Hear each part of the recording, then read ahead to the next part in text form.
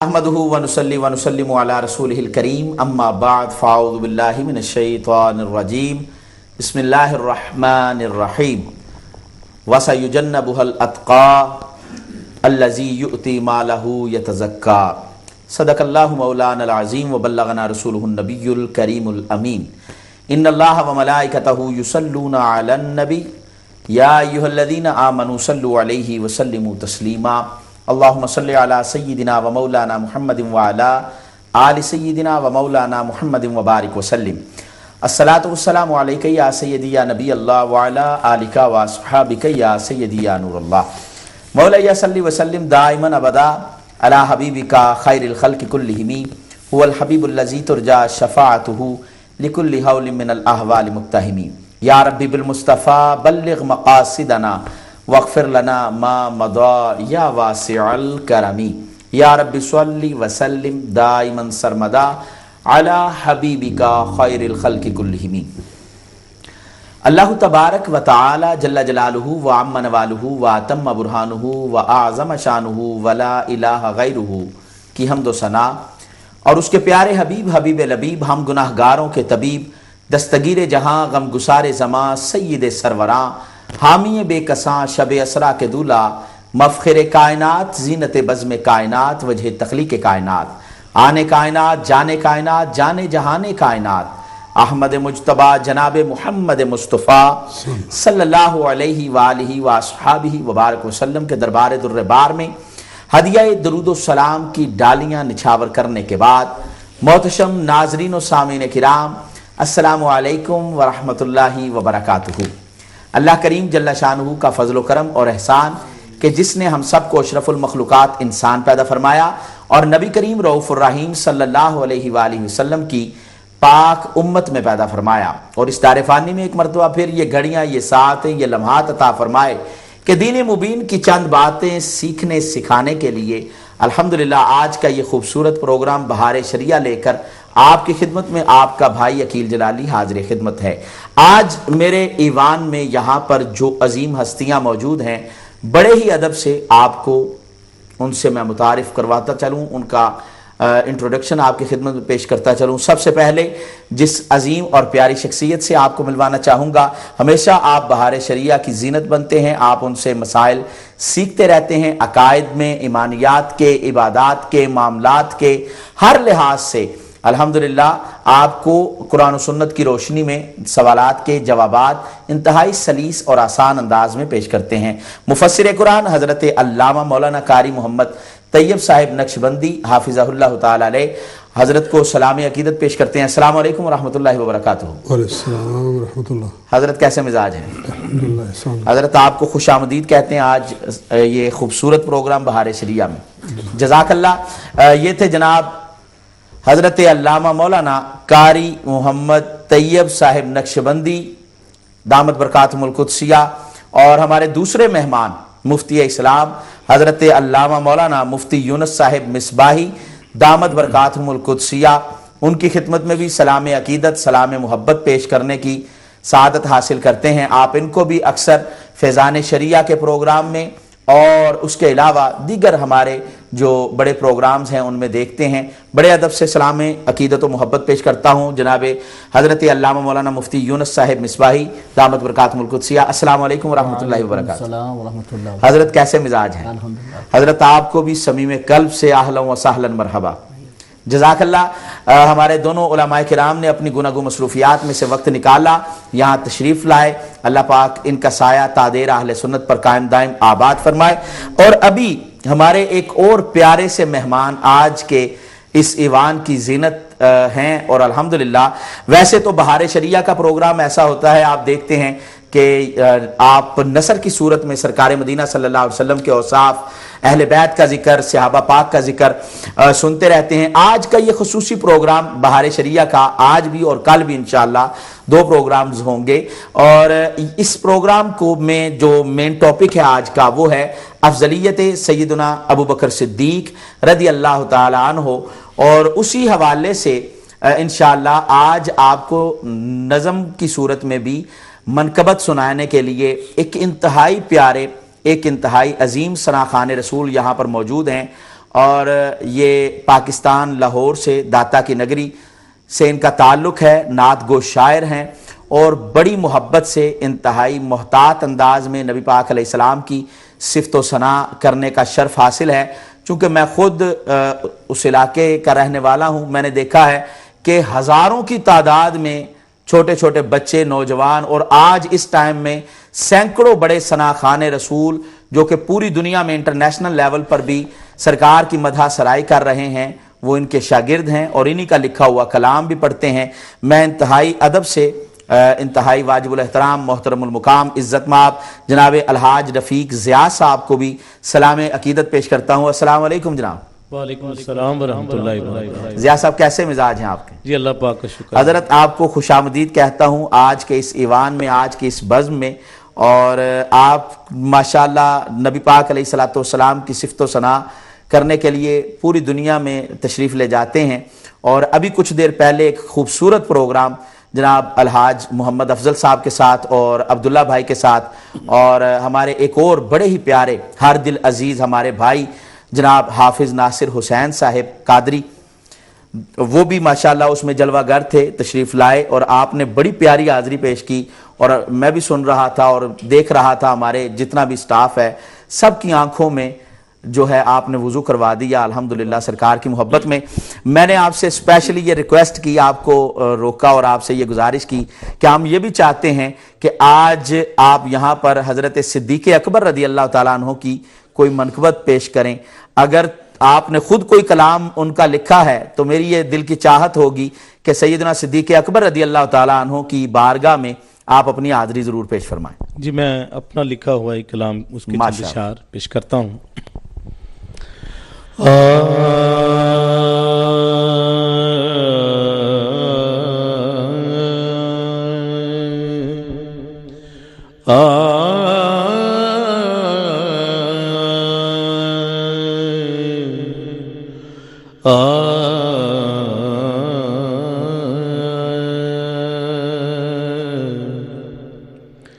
صدق و صفا کے پیکر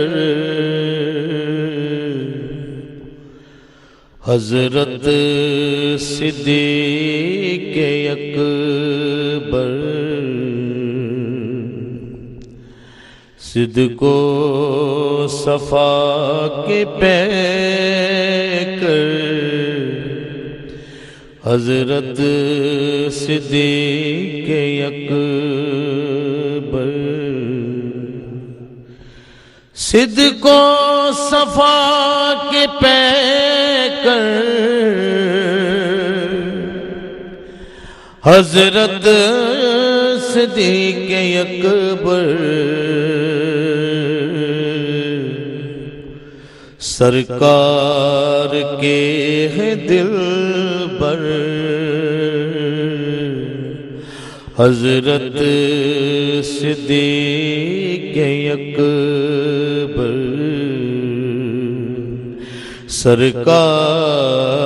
سرکار کے ہیں دل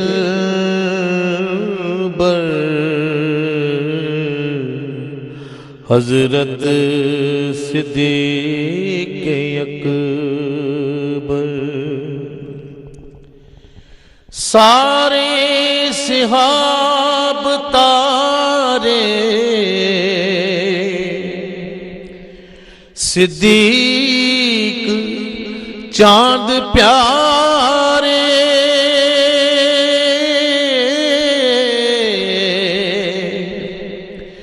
سارے صحاب تارے صدیق چاند پیارے، اصحاب میں ہیں برتر حضرت صدیق اکبر، سرکار کے ہیں دل بر حضرت صدیق اکبر، نام نبی پہ وارا، اپنا جہان سارا،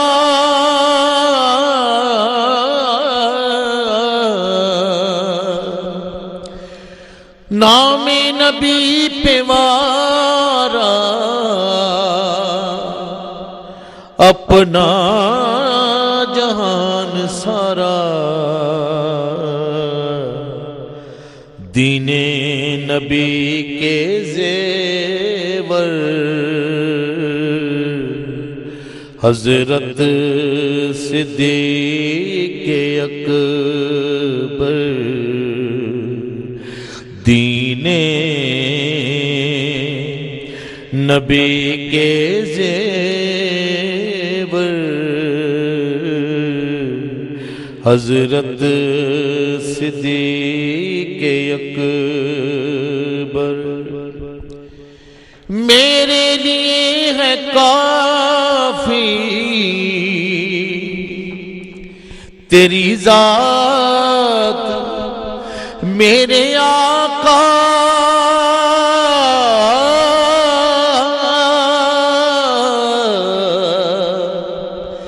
میرے لیے ہے کافی تیری ذات آقا، کہتے تھے سب لٹا کر حضرت صدیق اکبر، سرکار کے ہیں دلبر،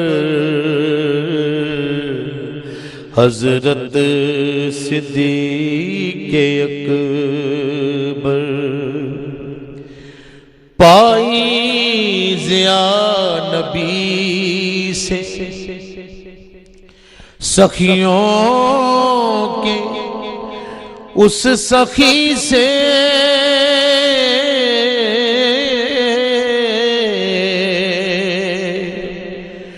پائی ضیا نبی سے سخیوں کے اس سخی سے، وہ منبع صداقت حضرت صدیق اکبر، وہ منبع صداقت حضرت صدیق اکبر، سرکار کے ہیں دلبر،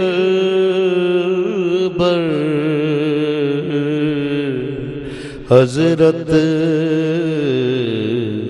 صدیق اکبر۔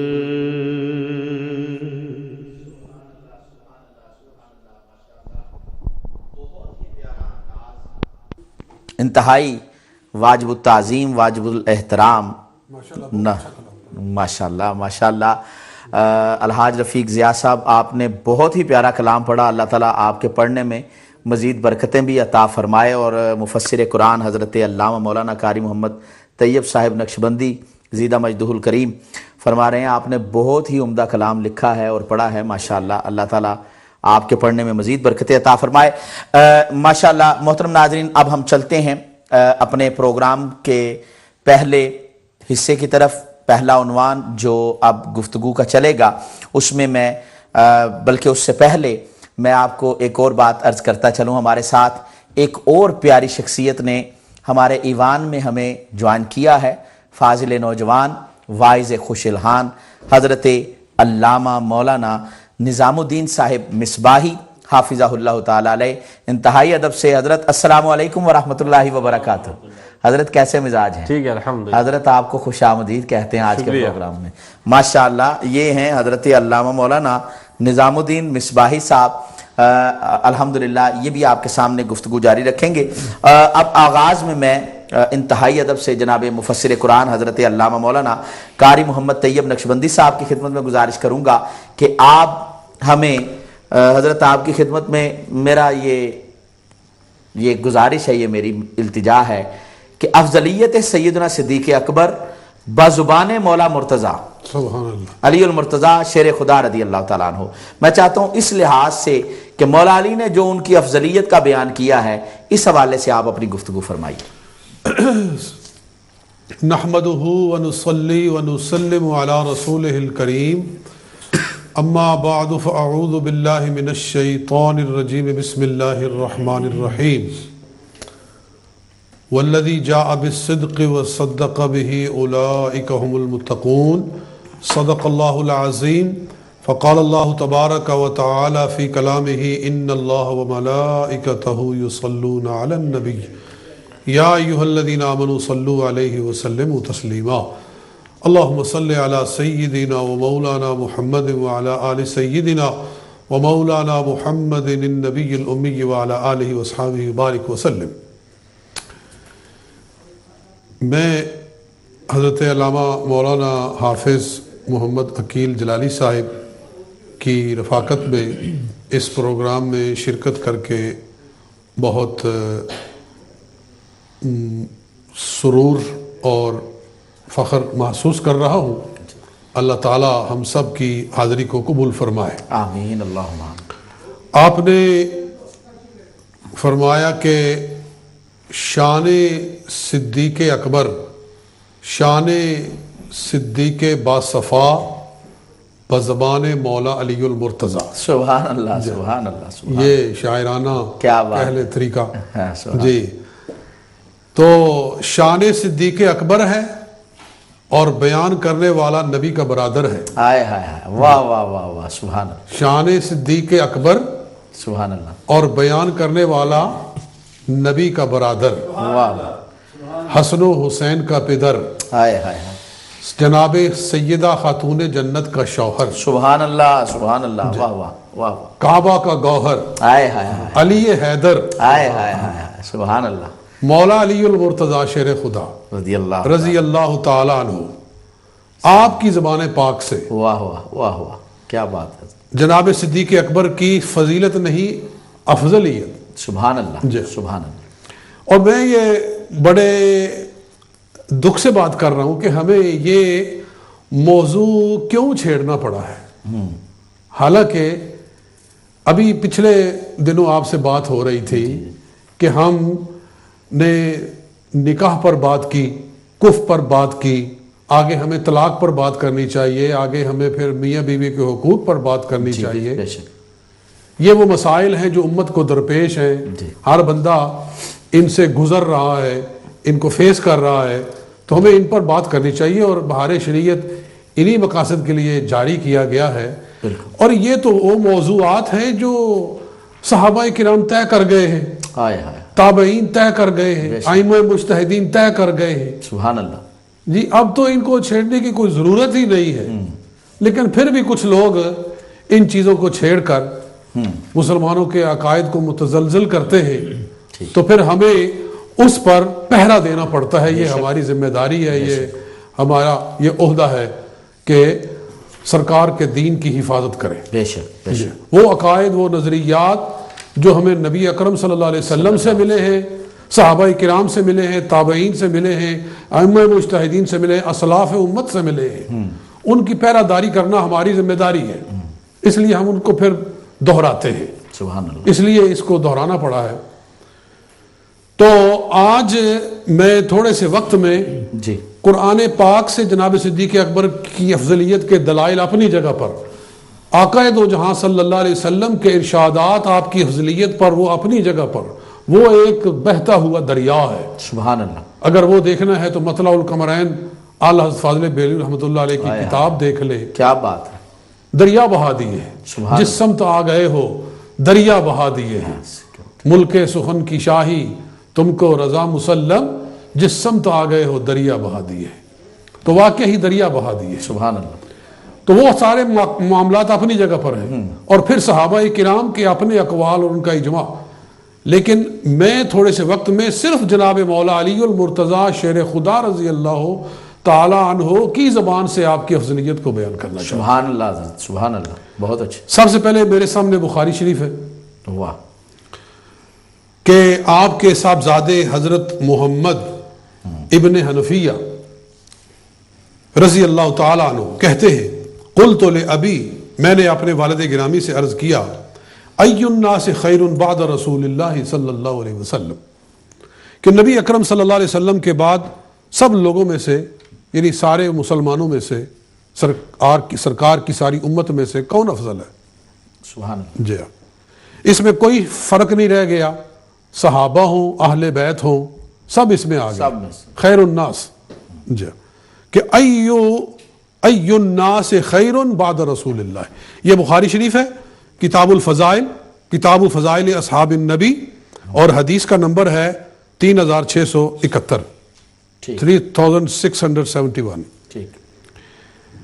تو جناب علی المرتضیٰ سے ان کا بیٹا پوچھ رہا ہے کہ کون ہے سب سے افضل رسول پاک کے بعد؟ تو قال ابو بکر، فرمایا ابو بکر سب سے افضل. اللہ اکبر. کوئی تاخیر اور کوئی سوچ اور کوئی ہچکچاہٹ کی ضرورت ہی نہیں ہے. ضرورت ہی نہیں ہے. اسٹریٹ اوے جیسے ہی سوال ہوا فوراً جواب. فرمایا ابو بکر سب سے افضل ہیں سرکار صلی اللہ علیہ وسلم کے بعد. قلت ثم من، میں نے عرض کیا کہ ابا جان پھر کون افضل ہے؟ قال ثم عمر، فرمایا پھر عمر ہے. جی، واہ واہ. یہی اہل سنت کا عقیدہ ہے ہائے ہائے. کہ شیخین پوری امت میں سب سے افضل. افضل ہیں.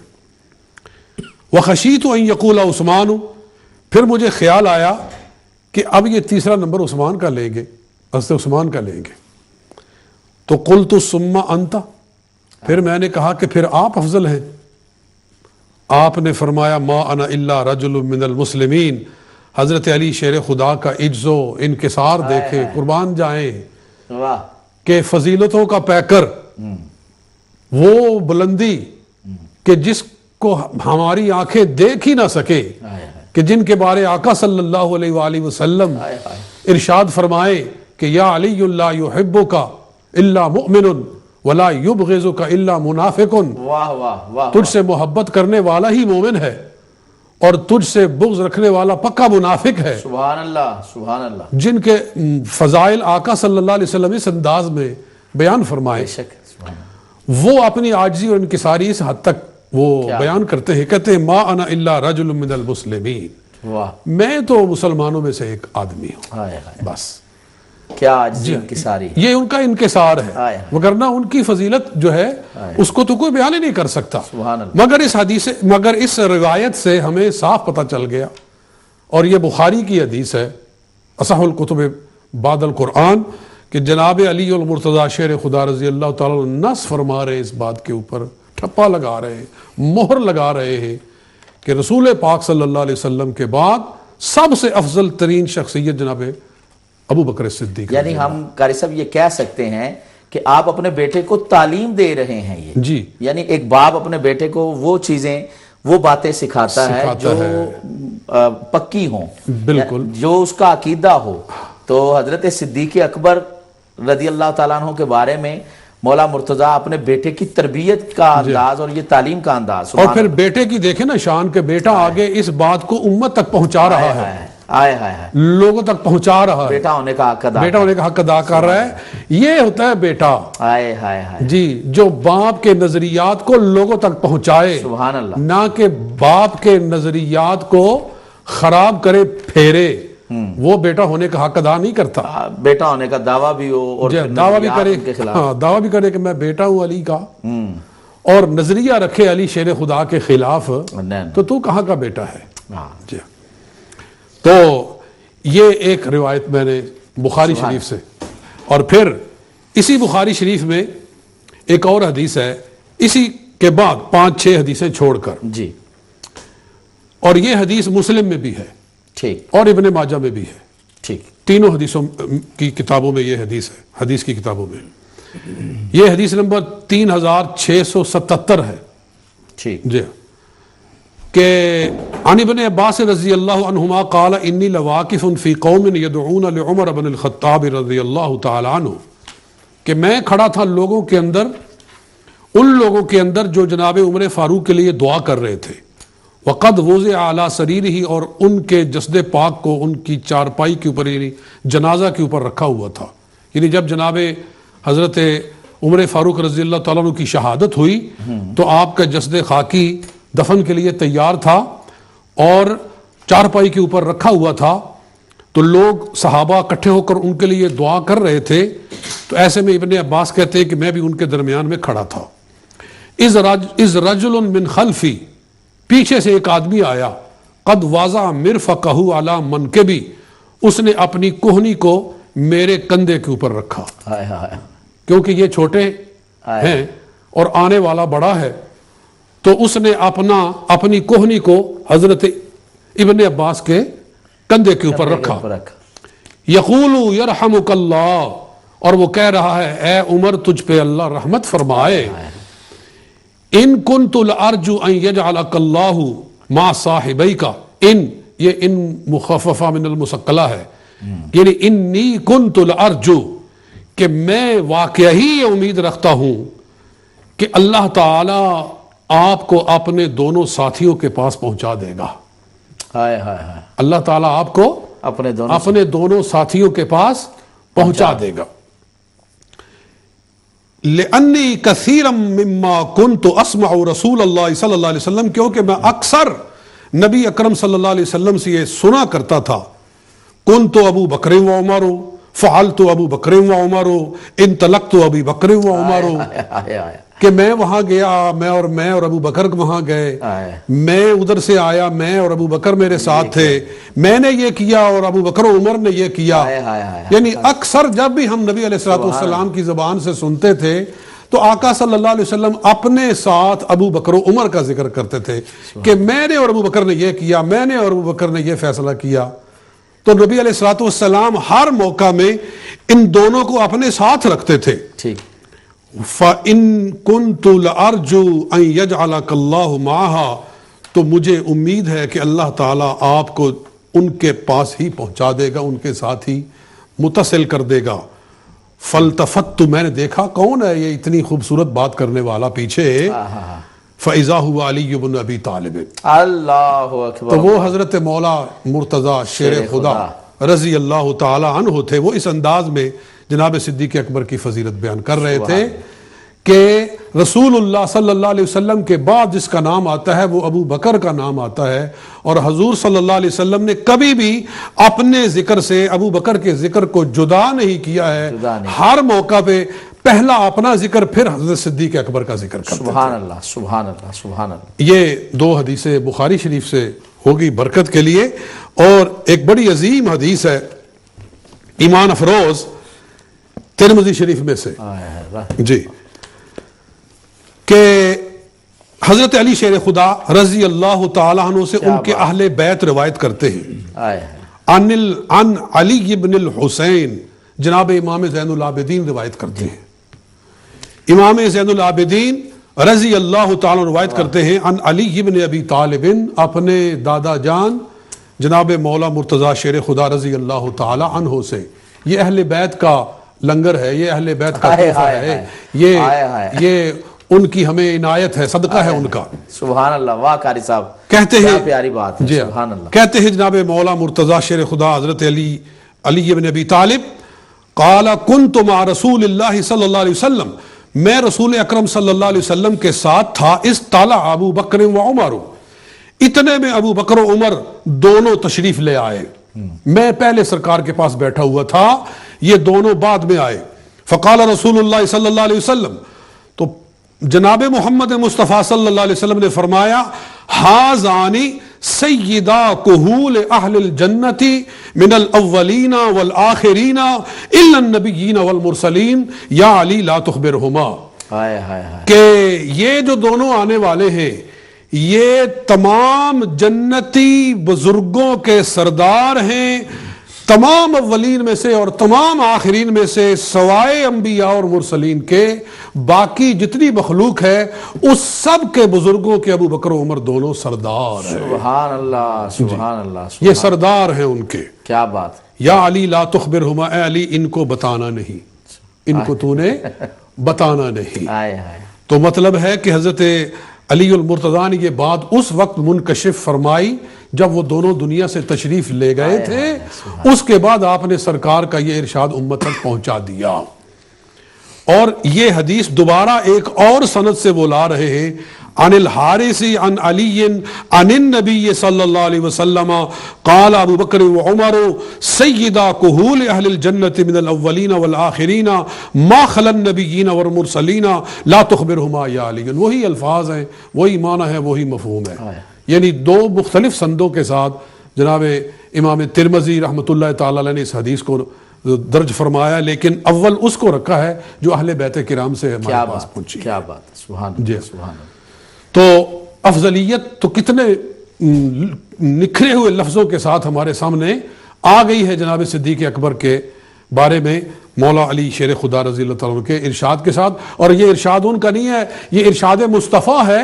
حضرت علی تو اس کو روایت فرما رہے ہیں. گویا یہ قول مصطفیٰ بھی ہے، قول مرتضیٰ بھی ہے. جی ہاں، قول نبی بھی ہے، قول علی بھی ہے. قول علی بھی ہے. سبحان اللہ سبحان اللہ. حضرت بہت ہی پیاری گفتگو آپ کی. اور جب آپ نے یہ تینوں احادیث جو پیش فرمائی ہیں، دیکھیے کہ ایک طرف تو علی پاک کا خود اپنے بیٹے کو تعلیم دینا، اور پھر دوسری حدیث شریف میں جو اشارہ ہے کہ حضرت عبداللہ ابن عباس رضی اللہ تعالیٰ عنہما کے کندھے پر آپ نے اپنی کوہنی مبارک رکھی اور پھر ان کی تعریف میں کلمات اس وقت کہے جب وہ اس دار فانی سے کوچ کر گر رہے ہیں. اب یہ ایک ایسا وقت ہے کہ بندہ یعنی یہ کوئی نہیں کہہ سکتا کہ کسی کے ڈر کی وجہ سے یا کوئی ایسی بات ہے جس طرح یہ لوگ سمجھتے ہیں. حالانکہ ہمارا عقیدہ تو ہے علی پاک اللہ کے شیر ہیں، وہ کسی سے ڈرنے والے نہیں ہیں. اللہ نے جو ان کو عزت، جو عظمت عطا فرمائی ہے، جو برکت عطا فرمائی ہے، وہ اللہ کے شیر ہیں. وہ کسی سے نہیں ڈرتے، وہ صرف اللہ سے ڈرتے ہیں. اور الحمدللہ یہ تیسری حدیث مبارکہ جو حضرت نے ترمذی شریف کے حوالے سے پیش کی ہے، پہلی بخاری شریف میں سے، دوسری بخاری شریف، مسلم شریف اور ابن ماجہ شریف، یہ تین حوالوں سے، اور تیسری حدیث مبارکہ ترمذی شریف کے حوالے سے کہ جس میں کتنا کھلا یہ اعلان ہے کہ یہاں پر لوگ اس چیز کو سمجھیں کہ جو بزرگ ہیں وہ انبیاء و مرسلین کے علاوہ جتنے بھی بڑی عمر والے ہیں ان سب کے سردار جناب ابو بکر و عمر ہیں. تو اپنے سردار کے بارے میں، اپنے قائد کے بارے میں محبت والا نظریہ ہونا چاہیے، پیار والا نظریہ ہونا چاہیے. اور قاری صاحب آپ نے آغاز میں بڑی پیاری بات کی ہے کہ یہ لڑائی تو شروع سے رہی نہیں، فیصلہ قرآن نے بھی دے دیا، حدیث مصطفیٰ نے بھی دے دیا، اور ہمارے اکابرین بھی اس پر گفتگو کرتے رہے. تو پتہ نہیں یہ کن کی لڑائی لوگ خود لڑنا شروع ہو گئے ہیں. اللہ پاک ان کو ہدایت عطا فرمائے. ابھی میرے پاس کافی مواد ہے، انشاءاللہ اگر آگے چلیں گے تو جی ضرور انشاءاللہ. حضرت یہ سلسلہ جاری رہے گا. مفتی اسلام حضرت علامہ مولانا مفتی محمد یونس صاحب مصباحی دامت برکاتہم القدسیہ، حضرت ابتدائی گفتگو قبلہ مفسر قرآن علامہ قاری طیب نقشبندی صاحب نے فرمائی. میں چاہتا ہوں یہ تسلسل قائم رہنا چاہیے، اور آپ بھی ہمیں حضرت سیدنا صدیق اکبر رضی اللہ تعالیٰ عنہ کی افضلیت جس بھی انداز سے چاہیں وہ ہمارے احباب کے سامنے پیش کریں، تاکہ ہمارے احباب کے سامنے یہ عقدہ جو ہے یہ واضح ہو جائے. یہ ویسے ہی بڑا واضح ہے، بین ہے کہ پوری ایک چین ہے 1400 سال کی. میں چاہتا ہوں کچھ تبرکات اس حوالے سے آپ بھی ارشاد فرمائیے. بسم اللہ الرحمن الرحیم. نحمدہ ونصلی علی رسولہ الکریم وعلی آلہ واصحابہ اجمعین، اما بعد، فاعوذ باللہ من الشیطان الرجیم. بسم اللہ الرحمن الرحیم. اہدنا الصراط المستقیم صراط الذین انعمت علیہم. صدق اللہ مولانا العظیم. سبحان اللہ.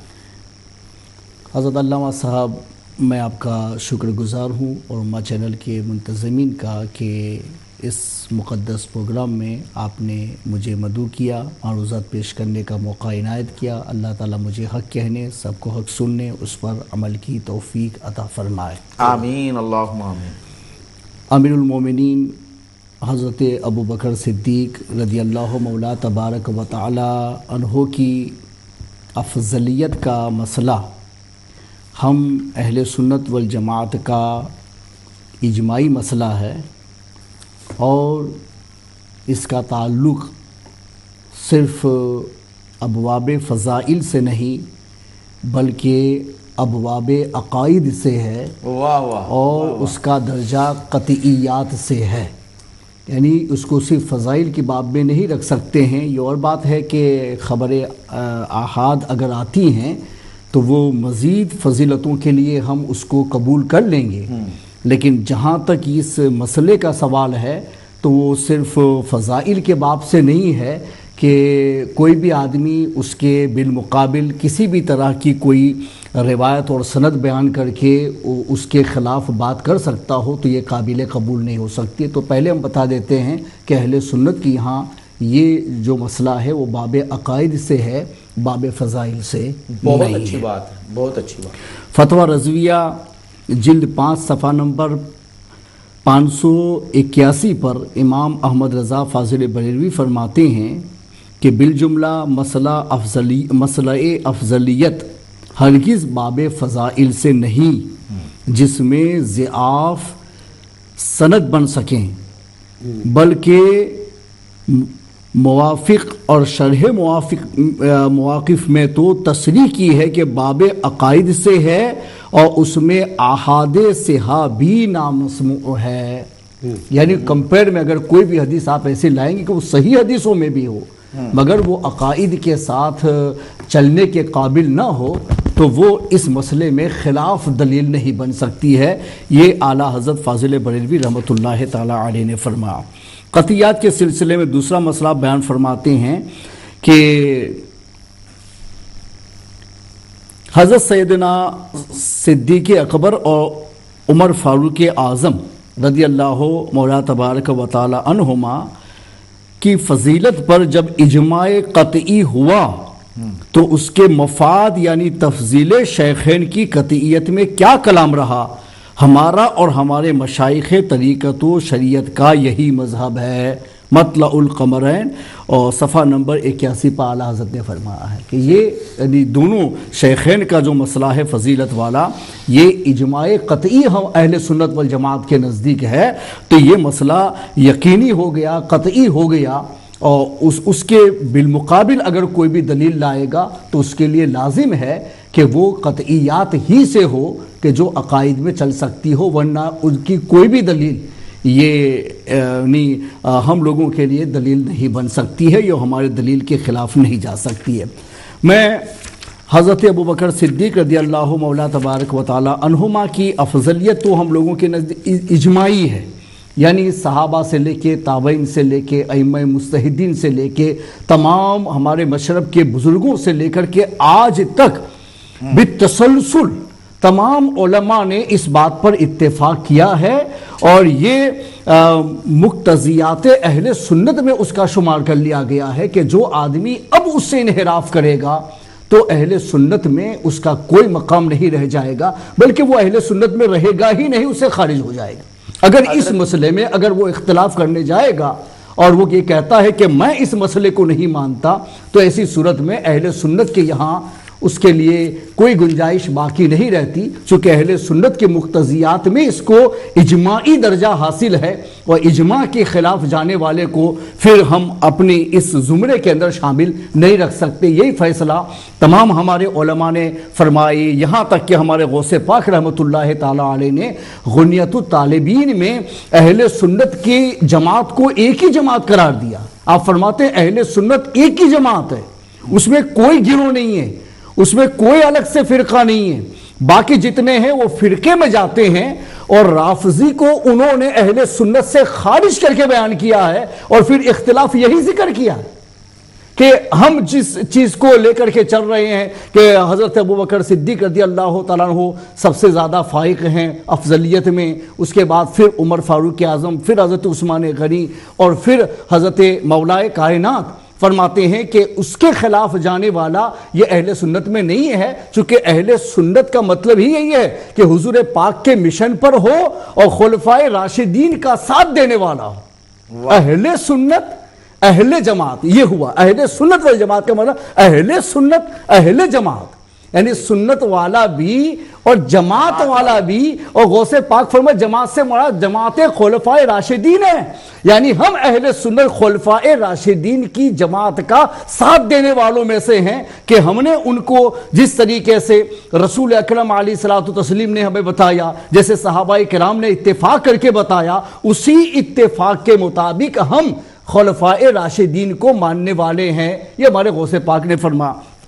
میں آپ کو ائمہ مجتہدین سے بتاؤں کہ وہ ہمارے لیے بہت قوی دلیل بنے گی کہ کل انہوں نے کہا تھا نا کہ اعلیٰ حضرت امام احمد رضا یہ کوئی امام مجتہد ہے کہ ان کی ہم تقلید کر لیں. ارے بھائی امام اعظم تو آپ کے امام ہیں نا، ان کی تو تقلید کریں گے، تو ہم تقلید والے امام کو آپ کے سامنے رکھتے ہیں اور پھر بتاتے ہیں ان کا اتفاق. پھر تو شاید کہ آپ یہ تو نہیں کہیں گے کہ آپ ان کی تقلید سے بھی انحراف کریں گے. اگر کریں گے تو واضح دلیل ہے کہ علماء نے فرما کہ یعنی یہ جو امام مجتہد ہیں ان کی تقلید سے اپنے آپ کو نکالنے والے کو بھی علماء نے اہل سنت سے خارج کرا دیا کہ دور حاضر میں اہل سنت کی پہچان ہی ائمہ مجتہدین کی تقلید ہے.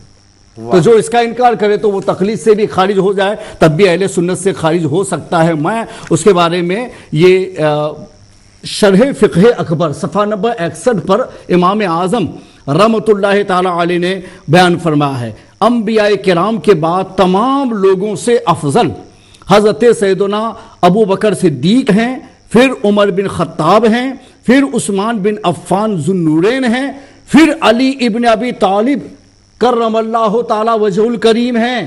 یہ شرح فقہ اکبر میں خود ہمارے امام اعظم نے فرمایا. کیا ان کی تقلید کی جائے گی؟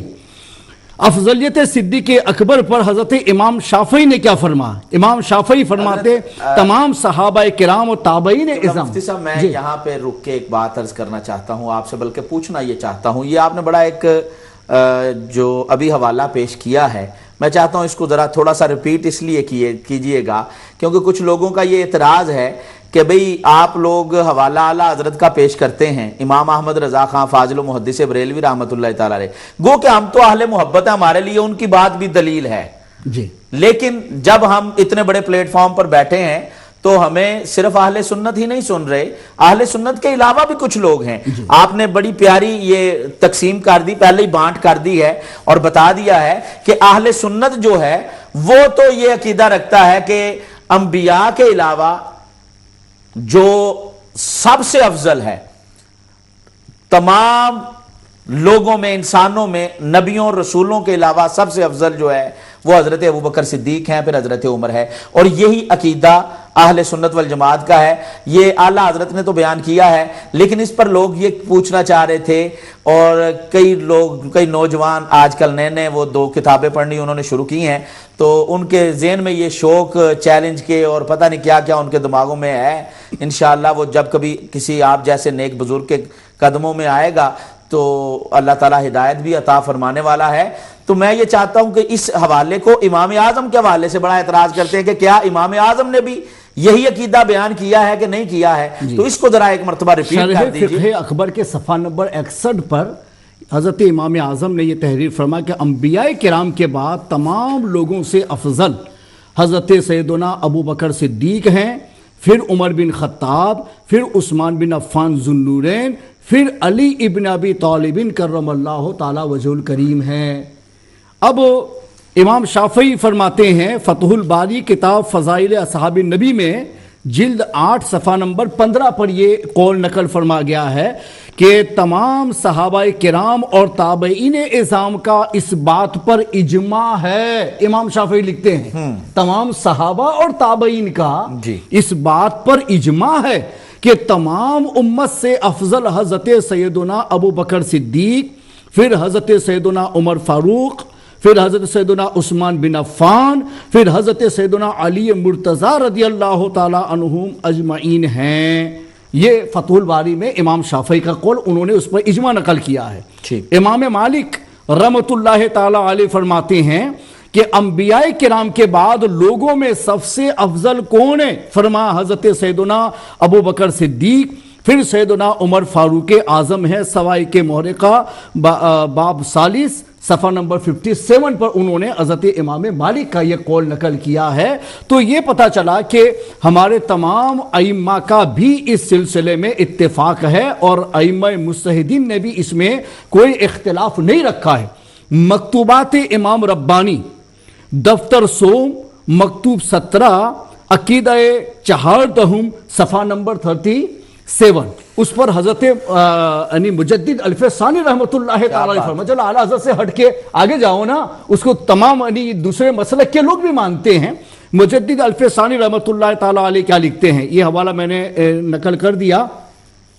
خلفائے اربعہ کی افضلیت ان کی ترتیب خلافت کے مطابق ہے، یعنی امام برحق اور خلیفہ مطلق حضور خاتم النبیین کے بعد حضرت سیدنا ابو بکر صدیق ہیں، ان کے بعد حضرت سیدنا عمر فاروق ہیں، ان کے بعد حضرت سیدنا عثمان ذو النورین ہیں، ان کے بعد حضرت سیدنا علی بن ابی طالب کرم اللہ تعالی وجہ الکریم ہیں۔ تمام اہل حق کا اجماع ہے کہ انبیاء کے بعد سب سے افضل حضرت سیدنا ابو بکر صدیق، ان کے بعد حضرت سیدنا عمر فاروق اعظم ہے۔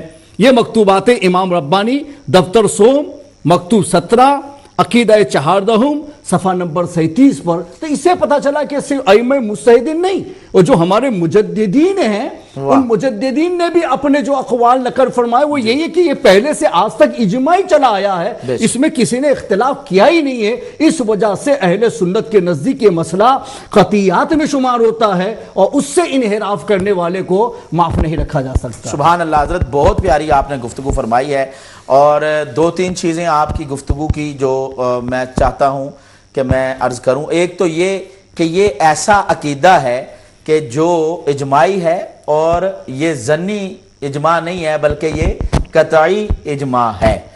اچھا، دوسری بات یہ ہے کہ جب اجماع قطعی اس بات پر ہو گیا ہمارے سارے بزرگوں کا، اور آپ نے امام اعظم ابو حنیفہ علیہ الرحمہ کا حوالہ بھی پیش کیا، آپ نے حضرت مجدد الف ثانی کا رحمہ اللہ تعالی علیہ کا حوالہ بھی پیش کیا، اور اعلیٰ حضرت علیہ الرحمہ کا بھی حوالہ پیش کیا، اور امام شافعی رحمۃ اللہ تعالی علیہ کے حوالے سے بھی بتایا۔ تو یہ وہ ہمارے بزرگ ہیں جو میں سمجھتا ہوں اساس ہیں اس معاملے میں اہل سنت والجماعت کے، اور ہم انہی کی تعلیمات کی روشنی میں چلتے ہیں۔ تو اب جو اس سے علیحدہ کوئی ریسرچ کر کے لائے، وہ پہلے اپنے آپ کو یہ بتائے کہ بھی میرا اہل سنت سے تعلق کوئی نہیں ہے، میں ایک آزاد بندہ ہوں، پھر آپ کی جو بھی ریسرچ ہوگی، آپ کی ریسرچ کو ہم دیکھیں گے اور پڑھیں گے بھی، اور اس پر جو بھی ہم نے کہنا ہوگا ہم اپنی بھی جو ریسرچ ہے وہ آپ کے سامنے رکھیں گے۔ لیکن یہ بات اہل سنت والجماعت کے جو ہمارے دوست ہیں، ہمارے بھائی ہیں، وہ ذہن میں یہ رکھیں کہ آج کا کوئی بھی ایک عالم ہے، جتنا مرضی بڑا ہو جائے، اس کی جتنی مرضی ریسرچ ہو، لیکن حضرت مجدد الف ثانی کے مقابلے میں ہم ان کو نہیں سمجھتے۔ ہر ایک کی عزت اپنی جگہ اعلیٰ ہے، لیکن اگر وہ حضرت مجدد الف ثانی، حضرت داتا علی اجویری، حضرت امام اعظم ابو حنیفہ، اور ان کی تو ہم تقلید کر رہے ہیں، تو جو اپنے امام کے بھی مقابلے میں آ کے اپنی باتیں کریں، تو پھر اس باتوں کو ہم انٹرٹین نہیں کریں گے، ہم اس بات کو جو ہے اس طریقے سے نہیں سنیں گے کہ اہل سنت بھی کہے اور پھر یہ بات بھی کرے، یہ بات تھوڑی سی غلط ہو جائے گی۔ اب میں اپنے اگلے مہمان جناب حضرت علامہ مولانا نظام الدین صاحب مصباحی دامت برکاتہم القدسیہ، حضرت آپ کی خدمت میں آنا چاہوں گا۔ ہمارے دونوں اکابر علماء نے، بزرگ علماء نے بڑی پیاری یہ گفتگو جو ہے وہ فرمائی ہے، اور آپ نے سماعت بھی فرمائی۔ میں چاہتا ہوں یہی تسلسل آپ بھی برقرار رکھتے ہوئے کچھ اسی لحاظ سے دلائل پیش فرمائیں کہ انبیاء و مرسلین کے علاوہ، انبیاء و مرسلین کے علاوہ جو افضل البشر بعد از انبیاء بالتحقیق جس ہستی کو کہا جائے گا وہ حضرت ابو بکر صدیق رضی اللہ تعالیٰ عنہ کی ہستی ہوگی۔ اس حوالے سے کچھ دلائل جو ہے ہماری عوام کو آپ بطور تبرک عطا فرمائیں۔ الحمد لولیہ والصلاة والسلام علی نبیہ، حضرت علامہ مولانا عقیل جلالی صاحب، اللہ تعالیٰ آپ کو اور حضرت علامہ مفسر قرآن قاری طیب صاحب کو اور استاذ گرامی علامہ یونس صاحب کو اور ہمارے منتظمین کو جزائے خیر دے کہ آپ نے ایک صحیح عقیدہ جو تواتر سے چلا رہا الحمدللہ اس کو واضح کرنے کے لیے یہ پروگرام آپ نے رکھا۔ الحمدللہ میں اپنی بات یہاں سے شروع کرنا چاہتا ہوں کہ عوام کو سمجھانے کے لیے، وہ بیچارے سمجھتے ہوں گے کہ افضل افضل بول رہے ہیں، پتہ ہے اس کا معنی کیا ہے؟ تو میں افضل کا معنی ذرا بتا دوں، پھر آگے اس پر دلیل پیش کروں۔ تو ناظرین کرام، افضل یہ بنا ہے فضل سے۔ فضل کا لغت میں معنی ہوتا ہے زیادت، اور افضل وہ ہے جو اپنے غیر سے زیادہ ہو، یہ اس کا لغوی معنی ہے۔ اب سیدنا صدیق اکبر رضی اللہ تعالیٰ عنہ کو اہل سنت الجماعت کا یہ جو متفقہ عقیدہ کہا جاتا ہے کہ آپ افضل ہیں، اس کا معنی کیا ہے؟ تو اس کا معنی بھی سمجھنا ضروری ہے تاکہ ہمارے لوگوں کو پتہ چلے کہ بھائی افضل ہم جو کہتے ہیں کس معنی میں کہتے ہیں۔ تو اس کے سلسلے میں امام اہل سنت امام احمد رضا محدث بریلوی نے قرآن و سنت اور اقوال ائمہ کا نچوڑ پیش کرتے ہوئے یہ معنی بیان فرمایا۔ آپ فرماتے ہیں کہ افضل جو حضرت صدیق اکبر رضی اللہ تعالیٰ عنہ کو کہا جاتا ہے انبیاء اور رسول کے بعد، اس کا معنی یہ ہے افضل عند اللہ اور اقرب الی اللہ و ارضی للہ و اکرم الی اللہ، یہ سب الفاظ مترادفہ ہیں۔ واہ حضرت، بہت اچھے۔ ایک معنی کو معدی اور محل نظام افضل سے یہی مقصود کہ خدا سے زیادہ قریب اور اس کی بارگاہ میں وجاہت افزوں رکھتا ہے۔ واہ حضرت، بہت پیارا۔ یہ میں چاہتا ہوں ذرا اعلیٰ حضرت کی یہ بات ریپیٹ کیجئے، سبحان اللہ۔ اعلیٰ حضرت فرماتے بہت ہیں پیاری بات ہے کہ افضل عند اللہ اور اقرب الی اللہ و ارضی للہ و اکرم الی اللہ، یہ سب الفاظ مترادفہ ہیں، سملر ورڈ ہیں۔ ایک معنی کو معدی اور محل نزاع یعنی تبذیلیہ اور ہمارا اختلاف جو ہے وہ اسی میں ہے، اور محل نظام میں افضل سے یہی مقصود کہ خدا سے زیادہ قریب اور اس کی بارگاہ میں وجاہت افزوں رکھتا ہے۔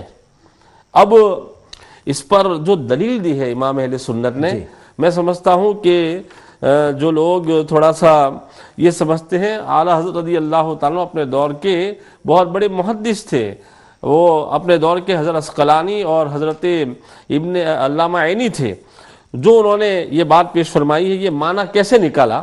تو فرماتے ہیں کہ ایک حدیث پاک میں آتا ہے، نبی پاک صلی اللہ علیہ وسلم فرماتے ہیں کہ وہ زمانہ آنے والا ہے کہ اس میں نیک عمل کرنے والا 50 عاملوں کا اجر پائے گا۔ واہ! عرض کیا گیا یا رسول اللہ صلی اللہ علیہ وسلم، ان میں سے 50 کا یا ہم میں سے؟ فرمایا آئے کیا بات ہے۔ آپ نے فرمایا بلکہ تم میں سے۔ اب ذرا غور فرمائیں، اگر مدار افضلیت کثرت ثواب ہو تو اس کا مطلب یہ ہے کہ صحابہ کے بعد آخری زمانے میں آنے والا افضل ہو جائے، اس لیے کہ کیا فرمایا کہ اس کو 50 لوگوں کا ثواب ملے گا، اور یہ بھی فرمایا کہ کیا ان لوگوں میں سے نہیں، فرمایا صحابہ میں سے۔ ایک حدیث یہ ہے۔ دوسری حدیث جو مشہور ہے کہ نبی پاک صلی اللہ علیہ وسلم فرماتے لو ان احدا انفق مثل احد ذهبا ما بلغ مد احدكم ولا نصیفہ، کما قال النبی صلی اللہ علیہ وسلم فرماتے ہیں کہ اگر غیر صحابہ میں سے کوئی شخص احد پہاڑ جتنا سونا خیرات کرے سبحان اللہ، تو وہ اے صحابہ تم میں سے کسی کے ایک مد یا نصف مد کے برابر نہیں ہو سکتا۔ تو غور فرمائیں کہ ہم احد پہاڑ جتنا سونا خرچ کر دیں یہ تعداد میں بڑا ہے، لیکن صحابہ اگر نصف مد بھی خرچ کریں تو ہم اس تک نہیں پہنچ سکتے۔ کیا مطلب ہوا؟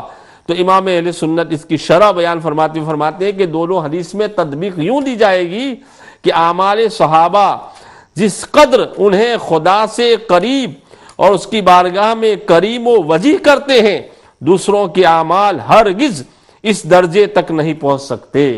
تو معلوم یہ ہو گیا کہ کثرت ثواب بئی معنی یہ معنی افضلیت نہیں ہے۔ افضلیت کا مطلب یہ ہوا کہ وہ اللہ سے بہت قریب، اللہ کی بارگاہ میں بہت وجاہت رکھنے والا۔ اس کا مطلب یہ نہیں کہ دوسرا جو مفضول ہے وہ وجاہت نہیں رکھتا ہے، وہ بھی وجاہت رکھتا ہے، لیکن اس کے مقابلے میں اس کی وجاہت بہت زیادہ ہے۔ اب میں اپنے اس موقف پر جو ہمارے علماء نے سیجنبها الاتقى اور ان اکرمکم ان اللہ اتقاکم، یہ دونوں آیتیں ملا کر کے جو دلیل دی ہے وہ اپنی جگہ پر ہے کہ الاتقى سے مراد اتفاق ہے مفسرین کا۔ یہاں تک کہ جو شیعہ ہے اس نے بھی یہ کہا ہے کہ حضرت وہ صدیق مراد ہے. اور اکرم تو معلوم ہوا جو اتقا ہے، ان اکرمکم عند اللہ اتقاکم، جب الاتقا صدیق اکبر ہے تو پھر قرآن نے واضح فرما دیا کہ جو اتقا ہے وہی اکرم ہے. اور ابھی آپ کو معلوم ہو گیا کہ اکرم کا مطلب جو اللہ کی بارگاہ میں بہت وجاہت والا، اللہ کی بارگاہ میں بہت نزدیکی والا، تو وہی افضل ہوا. تو اس سے بھی ثابت ہوتا ہے قرآن سے بھی کہ حضرت صدیق اکبر رضی اللہ تعالیٰ عنہ افضل ہے. ابھی حضرت مفسر قرآن نے ایک حدیث پاک تلاوت کی تھی، وہ حدیث پاک میں بھی تلاوت کرنا چاہتا ہوں، اور ایک اس میں اس نیت سے تلاوت کرنا چاہتا ہوں کہ اس کا جو معنی علامہ مناوی نے بیان فرمایا، جو امام اہل سنت نے فتاوی رضویہ میں اس کو نقل فرمایا ہے، اس کو میں پیش کرنا چاہتا ہوں تاکہ ہمارے ایمان اور تازہ ہو. ایک معنی تو انہوں نے بیان فرمایا، وہ بھی اپنی جگہ پر درست ہے، جو محدثین نے بیان فرمایا کہ نبی پاک صلی اللہ تعالیٰ علیہ وسلم نے ارشاد فرمایا کہ ابو بکر صدیق اور حضرت عمر جو ہیں یہ امت کے بوڑھوں کے سردار ہیں. اے علی تو انہیں خبر نہ دینا، کہتے ہیں کہ یہ دونوں ہیں سردار دو جہاں. یہ اعلیٰ حضرت کا شعر بھی ہے اس پر، کہتے ہیں کہ یہ دونوں ہیں سردار دو جہاں، اے عتیق و عمر کو خبر نہ ہو، اے علی عتیق و عمر کو خبر نہ ہو. تو یہاں سوال پیدا ہوا کہ جب حضرت ابو بکر صدیق اور حضرت عمر کی یہاں فضیلت بیان ہو رہی ہے تو پھر حضرت علی سے یہ کیوں کہا جا رہا ہے کہ علی انہیں خبر نہ ہو؟ تو علامہ مناوی شرح جامع صغیر تحسیر کے اندر اس کا معنی بیان فرماتے ہیں کہ اس کا معنی یہ ہے، اے علی تم اگر ان کو بتاؤ گے تو انہیں خوشی ہوگی، لیکن جب زبان مصطفیٰ سے وہ افضلیت کو سنیں گے تو جو خوشی انہیں میری زبان سے سن کر ہوگی وہ خوشی نہیں ہوگی، اس لیے تم مت بتانا، میں خود محمد رسول اللہ بتاؤں گا کہ تم جو ہے افضل ہو. یہ معنی علامہ مناوی نے بیان فرمایا ہے تفسیر کے اندر، اور اسی شعر کے اندر اعلیٰ حضرت رضی اللہ تعالیٰ عنہ نے اس کو بیان بھی فرمایا. سبحان اللہ. اب چند حدیثیں مزید میں پیش کرتا ہوں. انشاءاللہ آپ سے مزید جو ہے اس حوالے سے گفتگو جاری رہے گی. آپ نے بڑی پیاری گفتگو فرمائی ہے، اور خصوصاً آپ نے افضل کا معنی جو اعلیٰ حضرت کی زبان میں آپ نے کیا، اور اتقا اور اکرم یہ دو الفاظ خصوصاً ان اکرمکم عند اللہ اتقاکم، کہ اللہ کے نزدیک سب سے زیادہ مکرم وہی ہے جو تم میں زیادہ پرہیزگار ہے، متقی ہے. اور وَسَيُجَنَّبُهَا الْأَتْقَى، اس کی جو تفسیر ہے اس میں مفسرین کی جو آراء ہیں وہ یہی ہیں کہ اتقا سے مراد جو ہیں وہ حضرت صدیق باصفا ہیں. جی ہمارے ساتھ ایک کالر موجود ہیں، ان سے بات کرتے ہیں. السلام علیکم.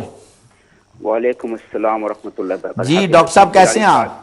سب سے پہلے آپ کو آپ کی دعائیں الحمدللہ، آپ کو سب سے پہلے اور تینوں بزرگ قابل علماء علامہ یونس اور نظام الدین مصباحی اور قاری علامہ قاری طیب نقشبندی صاحبان کو مدبان سلام. آپ اگر اجازت دیں حافظ صاحب، اس اہم نازک موضوع متعلق کے مختصر میں حسین تحقیق. جی جی حکم حضور. پہلا، اگر امام اعظم ہو بلکہ چاروں ائمہ اور عبد القادر جناری رحمۃ اللہ، کوئی ولی رضی اللہ عنہ کل مل کر کسی صحابی کے مقام مرتبہ تک نہیں پہنچ سکتا، اور نہ ہی آپ کے تحقیق، ریسرچ، علم اسلام سب سے، چونکہ اصحاب کے تحقیق، ریسرچ، علم اسلام کے مطابق سب سے اعلیٰ بلند اونچا ہے سارے ہر زمانے کے مجددین، مفکرین، محدثین، مفسرین، معلموں سے. جی قرآن مجید تو خود اصحاب میں درجات قائم کرتا، یعنی جو فتح مکہ سے پہلے اور بعد مسلمان ہوئے وغیرہ، لیکن کسی کے مقدس نام سے نہیں ذکر کیا قرآن میں سوائے زید بن حریثہ رضی اللہ عنہ. تو اصحاب رضوان اللہ اجمعین میں چاہے جزوی افضلیت ہو یا عام یا قطعی افضلیت، کیا اس کا ترتیب نبی پاک علیہ السلام نے خود کسی موقع پر فرمایا تھا کہ سب سے افضل ابو بکر، پھر عمر، عثمان، علی رضی اللہ عنہم؟ یعنی حدیث کی کتابیں چند صدیوں بعد مکمل مرتب کیا گیا، اور یہ الگ علمی بحث ہے، لیکن کیا نبی پاک علیہ السلام نے اس ترتیب کو خود بیان کیا تھا؟ اور کیا نبی پاک علیہ السلام نے خود اس ترتیب افضلیت کو دین اسلام کے ضروریات میں شمار کیا تھا؟ کیا افضلیت، صحابہ افضلیت کے تعریف نبی پاک علیہ السلام نے خود بیان کیا تھا؟ پھر بعد کے مجدد نہیں، خود نبی پاک علیہ السلام. دوسرا سوال، صلح کے بعد امیر معاویہ کے 20 برس ملکوت خلافت میں جہاں مختلف سلطنتوں سے سیاست، تجارت اور دیگر ممالک تک معاملات کرنا تھا، یعنی یمن سے لے کر شمالی یورپ، مغربی افریقہ سے لے کر چین تک کے بادشاہوں سے لکھنا، رابطہ کرنا وغیرہ، جہاں لکھنے کی سخت ضرورت تھا، یعنی صرف عربی زبانی دستور نہیں بلکہ بین الاقوامی معاملات کے لیے لکھنا عام تھا اسی دور میں. تو کیا امیر معاویہ نے یا آپ کے کوئی نیچے علماء نے کبھی افضلیت پہلے 4 خلفاء کے بارے میں کچھ لکھا تھا؟ کوئی کتاب ایسی موجود ہے؟ اگر نہیں کیوں نہیں؟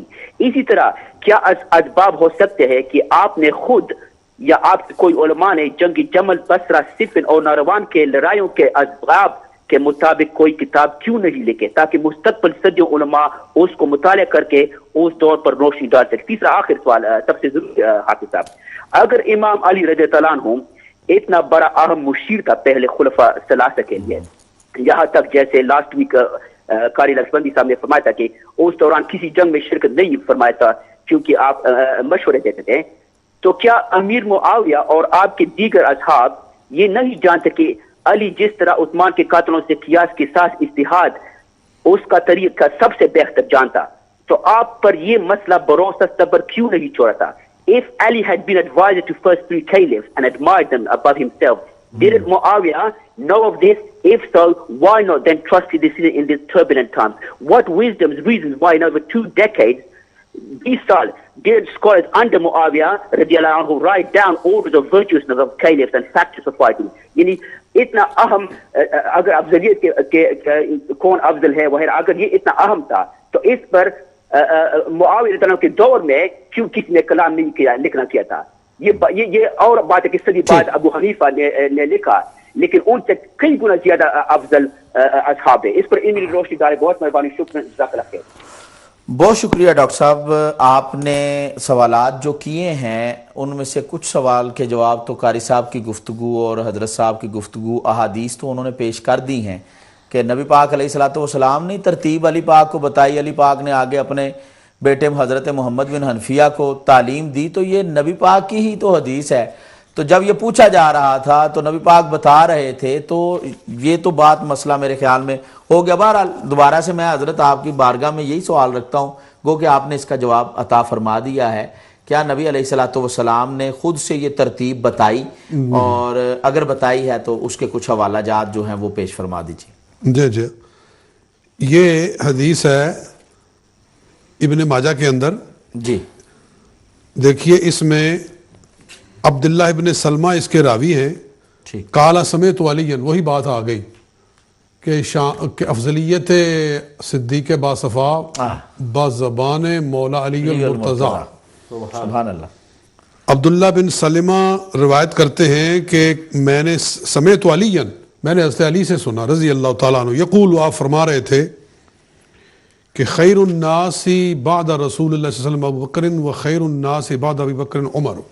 سبحان اللہ. جی تو یہ حضرت علی کا قول، اور بلکہ یہ خان صاحب نے جو بات کی ہے سمجھنے والی ہے کہ صحابہ کرام کیوں کہہ رہے ہیں. اسی لیے کہہ رہے ہیں کہ انہوں نے یہ باتیں رسول پاک صلی اللہ علیہ وسلم سے سنی ہیں، اپنی طرف سے وہ کوئی فیصلہ نہیں کر سکتے. آقا صلی اللہ علیہ وسلم نے جو فرمایا وہ انہوں نے لوگوں تک پہنچایا. تو ابو بکر صدیق کا سب سے افضل ہونا یہ تو نبی علیہ الصلوۃ والسلام نے ایک جگہ نہیں 20 مقامات پر ارشاد فرمایا، بار بار ارشاد فرمایا ہے. اور فرمایا کہ لا ينبغي لقوم فیہم ابو بکر ان یؤمہم غیرہم. یہ ترمذی شریف کے اندر حدیث ہے کہ جس قوم میں ابو بکر ہو، حضرت صدیق اکبر ہوں، اس قوم کا حق ہی نہیں ہے کہ ابو بکر کے سوا کسی کو امام بنائے. سبحان اللہ، سبحان اللہ. یہ فیصلہ تو محمد مصطفیٰ صلی اللہ علیہ وسلم فرما گئے ہیں. بے شک. جی. اور پھر حضرت مولا علی کہہ رہے ہیں کہ اکثر حضور یوں ہی کہا کرتے تھے کہ میں گیا اور ابو بکر گیا اور عمر گیا، میں آیا اور ابو بکر آیا اور عمر آیا. تو حضور صلی اللہ علیہ وسلم امت کو بتا گئے کہ میرے بعد کس کا درجہ ہے اور پھر اس کے بعد کس کا درجہ ہے. یہ جو 2 درجے ہیں یہ تو طے ہو چکے سرکار کی طرف سے. باقی اس کے بعد جو حضرت عثمان اور حضرت علی کا جو ہے اس میں جمہور تو اسی پر ہیں کہ حضرت عثمان ہی افضل ہیں، شیخین کے بعد، لیکن بعض نے اس میں اختلاف بھی کیا ہے، لیکن پہلے دو کے افضل ہونے میں کسی کا کوئی اختلاف بالکل بھی نہیں ہے۔ جی اور حضرت اس میں ہم یہ کہہ سکتے ہیں کہ کچھ چیزیں دور کے لحاظ سے جیسے جیسے ضرورت پڑتی ہے پھر وہ واضح ہوتی چلی جاتی ہیں، جیسے جیسے سوالات آتے ہیں، جیسے اب یہ دور آگے جا رہا ہے تو اب یہ جو سوالات قائم کیے جا رہے ہیں تو پھر ان کے جوابات دینے کے لیے نئی سے نئی کتاب لکھنے کی ضرورت ہر زمانے میں کتابیں لکھنے کا رجحان نہیں تھا، صحابہ کرام کے زمانے میں وہ جنگیں لڑ رہے تھے اس ٹائم، تو اسلام کی ترویج کے وہ ایام تھے اور اسلام کو پھیلانے کے لیے اس ٹائم صحابہ کرام اپنی جو خدمات پیش کر رہے تھے۔ میں ڈاکٹر صاحب بڑے ادب سے آپ کی خدمت میں یہ گزارش کروں گا کہ اس چیز کو ایک ذہن نشین فرما لیں۔ اکثر میں آپ کے سوالات بھی سنتا ہوں تو اس میں کئی سوالات آپ اس لحاظ سے کرتے ہیں کہ اس زمانے کو دیکھ کر آپ وہ سوالات قائم کرتے ہیں۔ میری آپ سے یہ گزارش ہوگی کہ فینٹیسی ورلڈ سے نکل کر فیکٹس کے اوپر آ کر کچھ چیزیں دیکھنی پڑیں گی ہمیں، وہ فیکٹس ہمیں دیکھنے پڑیں گے کہ وہ فیکٹس اس دور کے کیا تھے، کیا ذرائع آمد و رفت آج کی طرح اس وقت بھی موجود تھے، کیا اسلام جس طرح آج پوری دنیا میں ہے اور 1 منٹ میں پوری دنیا سے کنیکٹ ہو جاتا ہے انسان، کیا اس وقت بھی ایسا کوئی مواصلاتی نظام تھا؟ نہیں۔ تو جب ایسی فینٹیسی ورلڈ اس ٹائم نہیں تھی تو پھر ہمیں فیکٹس کو سامنے رکھتے ہوئے اس بات کو سمجھنا پڑے گا کہ اس ٹائم چونکہ اسلام پھیلانے کی بات تھی تو صحابہ کرام نے اس کے اوپر جو ورک کیا ہے اور کام کیا ہے، تو انشاءاللہ امید ہے کہ اس پر مزید گفتگو جاری رہے گی۔ ہمارے حضرت نے جو سوالات حضرت کیے ہیں اسی حوالے سے میں آپ کی بھی خدمت میں گزارش کروں گا کہ جب حضرت ابو بکر و عمر و عثمان ان تینوں کے زمانے میں حضرت مولا مرتضیٰ شیر خدا تاجدار حلتا کرم اللہ وجہ الکریم آپ اپنی رائے دیتے تھے، اپنے مشورے دیتے تھے، بہت مشوروں سے نوازتے تھے۔ گو کہ ہم یہ نہیں کہتے کہ آپ صرف مشیر ہی تھے، آپ کا درجہ اور مقام بہت بڑا ہے، ہم ان کو صرف ایک مشیر کی حیثیت بھی نہیں دے سکتے۔ گو کہ یہ بات بھی اپنی جگہ بجا ہے کہ بڑے بڑے مشیر اور بڑے بڑے قاضی ان کے قدموں کی دھول کا صدقہ ہیں۔ حضرت مولا مرتضیٰ جب اس حیثیت کے مالک تھے تو حضرت امیر معاویہ رضی اللہ تعالیٰ عنہ نے آخر کیوں وہ حضرت عثمان غنی رضی اللہ تعالیٰ عنہ کے قتل کے قصاص کے مسئلے میں اور اس وقت میں جب ایک ان کی رائے یا انہوں نے جو اس ٹائم سوچا اور انہوں نے ایک ایز اے مجتہد جو اجتہاد کیا، اپنا اجتہاد انہوں نے مولا مرتضیٰ کے اجتہاد پر قربان کیوں نہیں کیا، اس پر ذرا تھوڑی سی گفتگو فرما دیجیے گا۔ بسم اللہ الرحمن الرحیم۔ مشکات میں وطر کے باب میں اس بات کا ذکر موجود ہے کہ حضرت ابن عباس رضی اللہ تعالی عنہما سے کسی نے وطر کے سلسلے میں سوال کیا تو حضرت امیر معاویہ کی بات آئی کہ آپ وطر کو 1 رکعت کہتے ہیں اور آپ 3 کہتے ہیں، تو حضرت ابن عباس رضی اللہ تعالی عنہما نے یہ نہیں کہا کہ جو میں کہتا ہوں وہ صحیح ہے اور امیر جو معاویہ جو کہہ رہے ہیں جس پہ عمل کر رہے ہیں وہ صحیح نہیں ہے، بلکہ آپ نے یہ فرمایا کہ امیر معاویہ مجتہد ہیں۔ کیا فرمایا؟ امیر معاویہ مجتہد ہیں۔ تو جس طریقے سے میں نے اجتہاد سے آپ کو ایک مسئلہ بتایا ہے وہ میرے اجتہاد کے مطابق درست ہے، اور امیر معاویہ بھی مجتہد ہیں تو انہوں نے اپنے اجتہاد سے احادیث سے استنباط کر کے جو مسئلہ بتایا وہ ان کے مجتہد ہونے کے اعتبار سے درست ہے۔ یہ بات حضرت ابن عباس رضی اللہ تعالی عنہما کی اس بات کی وضاحت کر رہی ہے کہ مجتہدین اپنی جگہ پر برحق ہوتے ہیں، اگرچہ ان میں ایک حق پر ہو اور دوسرا نہ بھی ہو، مگر اس کے باوجود وہ عند اللہ ماجور یعنی اجر دیے جاتے ہیں۔ خود سرور عالم صلی اللہ تعالی علیہ وسلم نے یہ ارشاد فرمایا کہ اگر مجتہد اپنے اجتہاد میں درستگی پر پہنچے گا تو اسے اللہ تعالیٰ دوہرا ثواب دے گا، اور درستگی پر نہیں پہنچے گا تو اللہ تبارک و تعالیٰ پھر بھی اسے 1 ثواب عطا فرمائے گا۔ یہ اس بات کی دلیل ہے کہ مجتہد یہ اگر صحیح اجتہاد پر پہنچنے کی کوشش کرتا ہے تو اس کوشش کو بیکار نہیں بنایا جاتا ہے بلکہ اس پر بھی اجر دیا جاتا ہے۔ تو جب یہ فیصلہ خود ابن عباس نے فرما دیا کہ حضرت امیر معاویہ بھی مجتہد ہیں، تو پھر اسی اعتبار سے حضرت مولا کائنات بھی مجتہد ہیں، تو حضرت امیر معاویہ بھی مجتہد ہیں۔ انہوں نے اپنے اجتہاد سے یہ فیصلہ فرمایا کہ خلیفۃ المسلمین اور مسلمانوں کے دارالسلطنت میں اگر ان کو شہید کر دیا جائے تو سب سے پہلے ان کے قصاص کے بارے میں مسلمانوں کو غور کرنا چاہیے۔ تو اس وجہ سے انہوں نے قصاص کا مسئلہ اٹھایا۔ مولا کائنات یہ فرما رہے ہیں جب تک امام مقرر نہ ہو جائے وہاں تک قصاص پر بات کیسے ہوگی؟ تو پہلے آپ مل کر کے میری بیعت کر لو اور میں امام مقرر ہو گیا ہوں، لیکن اجماعی اگر ہو جائے گا امام کا انتخاب تو یہ مسئلے پر بعد میں بات کی جائے گی۔ تو یہ کہہ رہے تھے کہ امام مقرر ہونے کے بعد میں بات ہوگی، یہ کہہ رہے نہیں پہلے ہمیں مطالبہ ہے ان کے قصاص کا۔ بس یہی ایک مسئلہ ہے کہ جو اپنے اعتبار سے الجھ گیا اور اس کی وجہ سے جو ہوا وہ ہوا۔ لیکن ہم یہ کہتے ہیں کہ کیا اللہ تبارک و تعالیٰ کو تو معلوم تھا ہی نا، چونکہ وہ تو عالم الغیب والسماوات ہے۔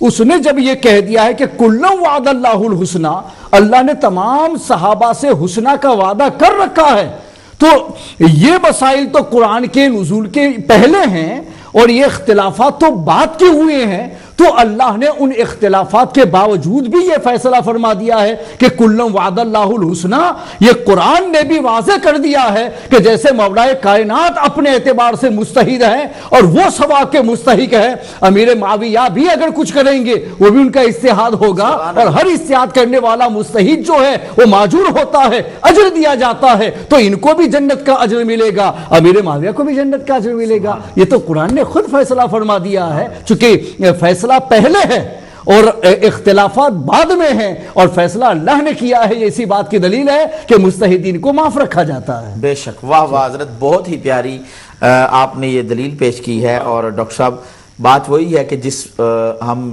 اس ملک میں رہتے ہیں تو اس ملک کے قانون کے پابند ہیں، اسی طرح ہم مسلمان ہیں تو قرآن سب سے پہلی دلیل ہے ہمارے لیے، تو ہم اس کے پابند ہیں۔ جب قرآن مجید نے فیصلہ دے دیا تو پھر ہم اس کے اندر ہی رہتے ہوئے چلیں گے، اور پھر ہم چونکہ اہل سنت والجماعت ہیں تو ہمارے اکابرین نے مشاجرات صحابہ کے بارے میں کہا ہے زبان بند رکھو، ہمارا یہ مقام نہیں کہ ہم اس پر بحث کریں، اللہ نے ان کے لیے عام معافی کا اعلان رکھا ہے۔ تو پھر جو ہمارے بزرگوں کی تحقیقات ہیں ہم ان تحقیقات پر سر تسلیم خم کرنے والے لوگ ہیں۔ اسی طرح میں پھر اپنے موضوع کی طرف آنا چاہتا ہوں، یہ ایک سوال آ گیا تھا تو ہم نے اس پر بات کر دی ہے۔ یہ بات اس کی طرف تھوڑی سی ہمیں یہ بات میں آپ کو اس لیے بھی کہنا چاہتا ہوں کہ افضلیت کا مسئلہ ایسا ہے کہ کبھی اہل سنت کے درمیان لڑائی نہیں رہی ہے حضرت، یہ بات اہل سنت کی کبھی لڑائی نہیں رہی، یہ تو کسی اور طرف کی لڑائی تھی۔ اب اگر کسی اور کا کوئی وکیل بن کر آئے تو پھر ہم اس کو اہل سنت تو نہیں مانیں گے اور اہل سنت تو نہیں سمجھیں گے، جیسے آپ نے کہا کہ وہ بندہ اہل سنت نہیں ہے، اور اس کی وجہ بھی ہم نے کہ غوث پاک نے فیصلہ فرمایا، غوث پاک نے جو فیصلہ کر دیا، انہوں نے جو فرقے گنائے نا اس میں اہل سنت کو الگ کرنے کے بعد یہ جو اختلاف ہے اس کو ذکر کر کے اس کو اہل سنت سے نکال کے بیان کیا ہے۔ بالکل، تو یہ تو ہمارا فیصلہ غوث پاک کا فیصلہ ہے، اور آپ نے فقہ اکبر اور شرح فقہ اکبر کے حوالے سے امام اعظم کا حوالہ غنیۃ الطالبین میں ابھی دیکھ لیں جو بھی سن رہے ہیں، وہ غنیۃ الطالبین میں فرقے والی جو بحث ہے وہاں کھول کے سن لیں، ہم نے خود پڑھا ہے، پھر بعد میں فیصلہ کریں۔ سبحان اللہ سبحان اللہ۔ تو بات یہی ہے محترم ناظرین کرام، اس کو تھوڑا سا میں اہل سنت والجماعت کے اپنے بھائیوں سے، بہنوں سے، بیٹیوں سے، ماؤں سے، بزرگوں سے مخاطب ہو کر یہ گزارش کرنا چاہتا ہوں کہ اگر کوئی اہل سنت کے علاوہ ہو کر کوئی عقیدہ رکھتا ہے تو یہ تو ویسی فری کنٹری ہے، کوئی یہاں اللہ کو بھی نہ ماننے تو دی مرضی اپنی ہے، تو اس پر کوئی اعتراض نہیں، کوئی لڑائی ہم تو نہیں لڑنے بیٹھے نا، ہم تو ایک علمی بات کر رہے ہیں، ہم اہل سنت والجماعت کی بات کر رہے ہیں، اور اہل سنت والجماعت کے ہمارے جو 1450 سالہ یہ تاریخ ہے، ہمارے اکابرین نے اسی بات کا فیصلہ دیا ہے اور اسی بات پر وہ کاربند رہے ہیں، چاہے وہ علم کلام والے ہوں، چاہے احادیث کا ذخیرہ ہو، چاہے وہ مفسرین کی جماعت ہو۔ تو میں اپنے اگلے مہمان حضرت علامہ مولانا نظام الدین مصباحی صاحب قبلہ آپ کی خدمت میں آنا چاہتا ہوں، اور آپ کچھ احادیث کیری آن کرنا چاہ رہے تھے اسی حوالے سے جس میں افضلیت سیدنا ابو بکر صدیق رضی اللہ تعالیٰ عنہ کا ذکر خیر ہے، تو میں یہ سمجھتا ہوں کہ جس آج مٹھاس بھرے انداز سے ہمارے آپ تینوں احباب تبرکات پیش فرما رہے ہیں اور لوگوں کو یہ محسوس بھی ہو رہا ہے، اور ہم ویسے ہی اہل سنت ہیں اور اعلیٰ حضرت سے نسبت والے لوگ ہیں، ہمارے اعلیٰ حضرت نے ہمیں سکھایا ہی ادب ہے. بے شک سب سے اولا والا ہمارا نبی، سب سے بالا والا ہمارا نبی، خلق سے اولیاء، اولیاء سے رسول، اور رسولوں سے اعلیٰ ہمارا نبی. یعنی کسی کو گھٹیا نہیں کہا، کسی کو نیچا والا نہیں کہا، سب کو اعلیٰ، اور نبی پاک اعلیٰ میں سے اعلیٰ. تو نبی پاک کے جتنے غلام ہیں وہ اعلیٰ ہیں. حضرت ابو بکر صدیق ان اعلیٰ لوگوں کے سردار ہیں. تو میں یہ چاہتا ہوں حضرت اسی بات کو کیری آن کرتے ہوئے کچھ احادیث جو ہیں وہ آپ ہمارے احباب کی نظر فرمائیں. بسم اللہ الرحمن الرحیم. حضرت سیدنا و ابن سیدنا عبداللہ ابن عمر فاروق رضی اللہ تعالیٰ عنہ سے روایت ہے، اور یہ الفاظ جو ہیں طبرانی کے ہیں، چونکہ رفع یعنی اس کو مرفوع بنانے میں یہ زیادہ صریح ہے. کہتے ہیں کہ کننا نقولو جمع کا صیغہ ہے، اور کننا آیا ہے یہ ماضی استمراری پر دلالت کرتا ہے. کننا نقولو ورسول اللہ صلی اللہ علیہ وسلم حیٌ افضل هذه الامتی بعد نبیہا صلی اللہ علیہ وسلم ابو بکر وعمر وعثمان فیسمع ذالک رسول اللہ صلی اللہ علیہ وسلم فلا ینکرہ. کہتے ہیں کہ ہم رسول اللہ صلی اللہ علیہ وسلم کی زندگی میں کہا کرتے افضل اس امت کے نبی پاک صلی اللہ علیہ وسلم کے بعد ابو بکر، عمر اور عثمان ہیں. بس یہ بات رسول اللہ صلی اللہ علیہ وسلم کے سمع اقدس تک پہنچتی اور حضور اس کا انکار نہ فرماتے. یہ کتنی سری بات ہے، سمجھ رہے ہیں؟ سبحان کہ اللہ. کننا نقول جمع کا صیغہ آیا، پھر ماضی استمراری بھی لائی، اور پھر یہ بتایا کہ حضور زندہ تھے اور ہم یہ کہا کرتے تھے کہ انبیاء کے بعد ابو بکر، عمر، عثمان افضل ہیں. آقا سنتے تھے مگر انکار نہ فرماتے. یعنی تو یہ حدیث کننا یہ تقریری، بتاتا ہے یہ بات ایک بار نہیں ہوئی، یہ بات کئی بار ہوئی ہے. تو ان کا جواب ہو گیا. سبحان یہ اللہ. حدیث تقریری بھی ہو گئی. سبحان اللہ. نبی پاک صلی اللہ تعالیٰ علیہ وسلم اپنی حدیث میں ارشاد فرماتے ہیں، آپ فرماتے ہیں کہ ما طلعت الشمس ولا غربت علی احد افضل من ابی بکر الا ان یکون نبی. فرماتے ہیں نبی پاک صلی اللہ علیہ وسلم کہ کسی بھی شخص پر نہ آفتاب طلوع ہوا ہے نہ غروب ہوا ہے جو ابو بکر صدیق سے افضل ہو، سوائے کہ وہ نبی نہیں ہے. تو نبی پاک صلی اللہ تعالیٰ علیہ وسلم نے یہاں یہ بات واضح فرما دی کہ انبیاء اور رسول کے بعد سب سے افضل حضرت ابو بکر صدیق رضی اللہ تعالیٰ عنہ ہیں. تو اس طریقے سے نبی پاک صلی اللہ تعالیٰ علیہ وسلم اپنے حدیث میں ارشاد فرماتے ہیں کہ قال ان روح القدس جبریل اخبرنی ان خیر امتک بعدک ابو بکرین. یعنی بے شک روح القدس حضرت جبرائیل نے مجھے خبر دی کہ بہتر آپ کی امت کے بعد آپ کے ابو بکر ہیں. یعنی آپ کی امت، آپ کے بعد آپ کی امت میں سب سے بہتر جو ہے وہ حضرت ابو بکر صدیق رضی اللہ تعالیٰ عنہ ہے. اسی طریقے سے نبی پاک صلی اللہ تعالیٰ علیہ وسلم نے اپنی ایک حدیث میں ارشاد فرمایا جس کا ترجمہ یہ ہے کہ جبریل امین علیہ السلام میرے پاس آئے، میں نے کہا میرے ساتھ مدینہ طیبہ کو کون ہجرت کرے گا؟ عرض کیا گیا ابو بکر، اور وہ والی ہوں گے امر امت کے آپ کے بعد، اور وہ حضور کی تمام امت سے افضل ہے.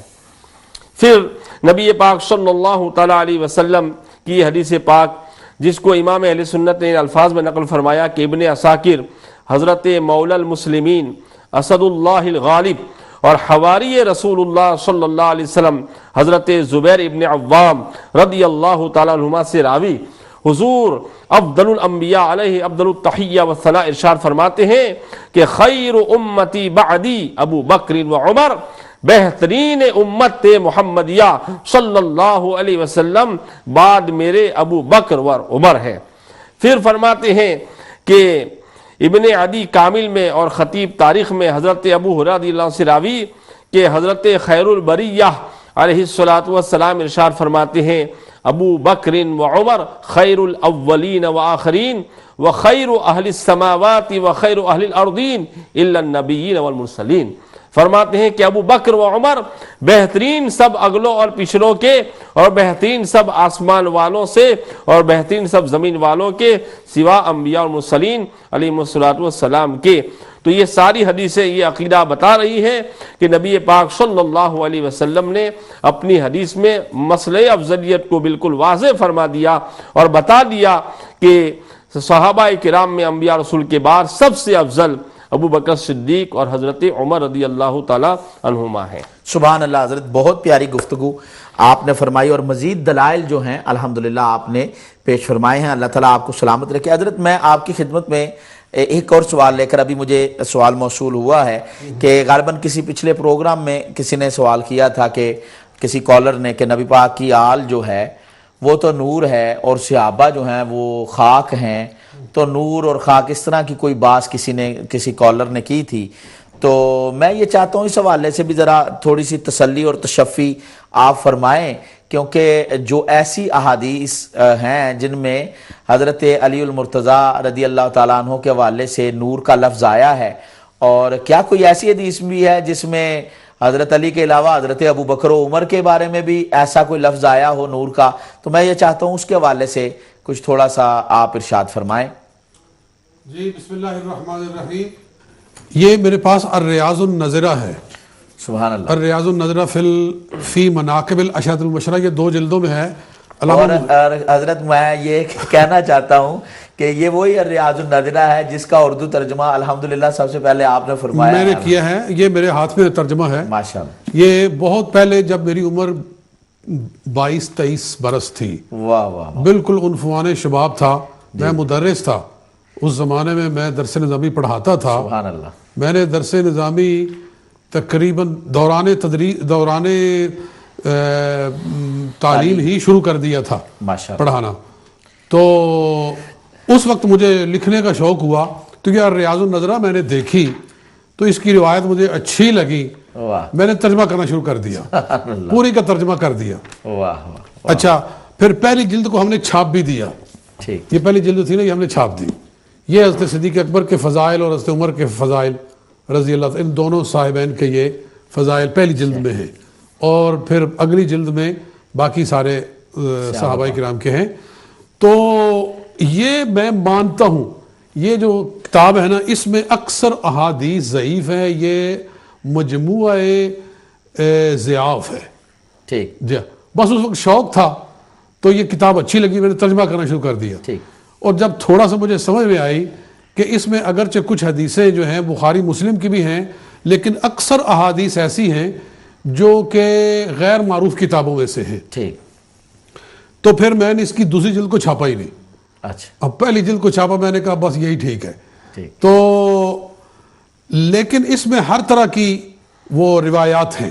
حضرت علی رضی اللہ عنہ کے بارے میں روایت اس کے اندر ہے کہ سرکار صلی اللہ علیہ وسلم نے فرمایا کہ کنت انا وعلی نورین عند اللہ تعالی قبل ان یخلق آدم، اس طرح کی وہ روایت ہے، اس کے اندر ہے، وہ ضعیف روایت ہے، مگر اسی طرح کی ایک روایت دوسری بھی ہے جی ترجمے کے اندر صفحہ نمبر 108 ہے اسی کتاب کے اندر، کہ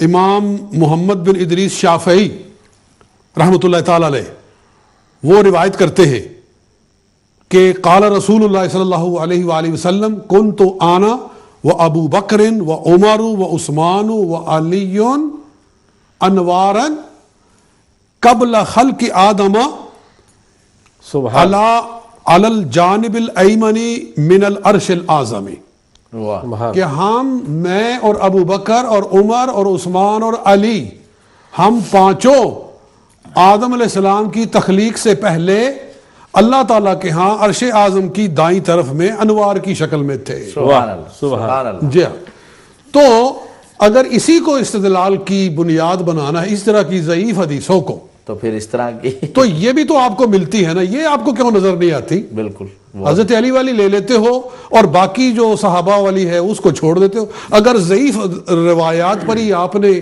اپنی عقیدے کی بنیاد کو قائم کرنا ہے تو پھر یہ آپ کو لڑتی ہے۔ جی، وہاں تو موضوعات بھی چل جاتی ہیں یعنی یہ تھوڑا سا میں ناظرین کرام آپ کی خدمت میں عرض کرنا چاہتا ہوں.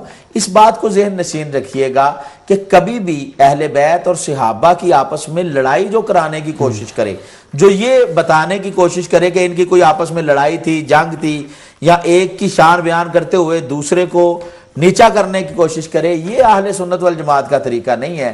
ہمارے نزدیک نبی پاک کی آل بھی شان والی, نبی پاک کے صحابہ بھی بالکل. اور ایک وضاحت کر دوں کہ یہ جو حدیثیں ہیں نا جی, ان کو ایک صحیح محمل پہ بھی اتارا جا سکتا ہے جی, وہ قابل تسلیم. ٹھیک, وہ یہ ہے کہ میں اور حضرت علی نور تھے, میں اور یہ چاروں خلفاء نور تھے, ان انوار سے مراد ارواح ہیں. سبحان اللہ. ان انوار سے مراد ارواح ہیں, ارواح, اس لیے کہ ارواح پہلے پیدا کر دی گئی تھی. آدم علیہ السلام کی تخلیق بعد میں ہوئی ہے, جی, پھر ان ساری ارواح کو ان کی پشت میں ڈالا گیا. ٹھیک, ارواح تو پہلے پیدا ہو چکی تھی.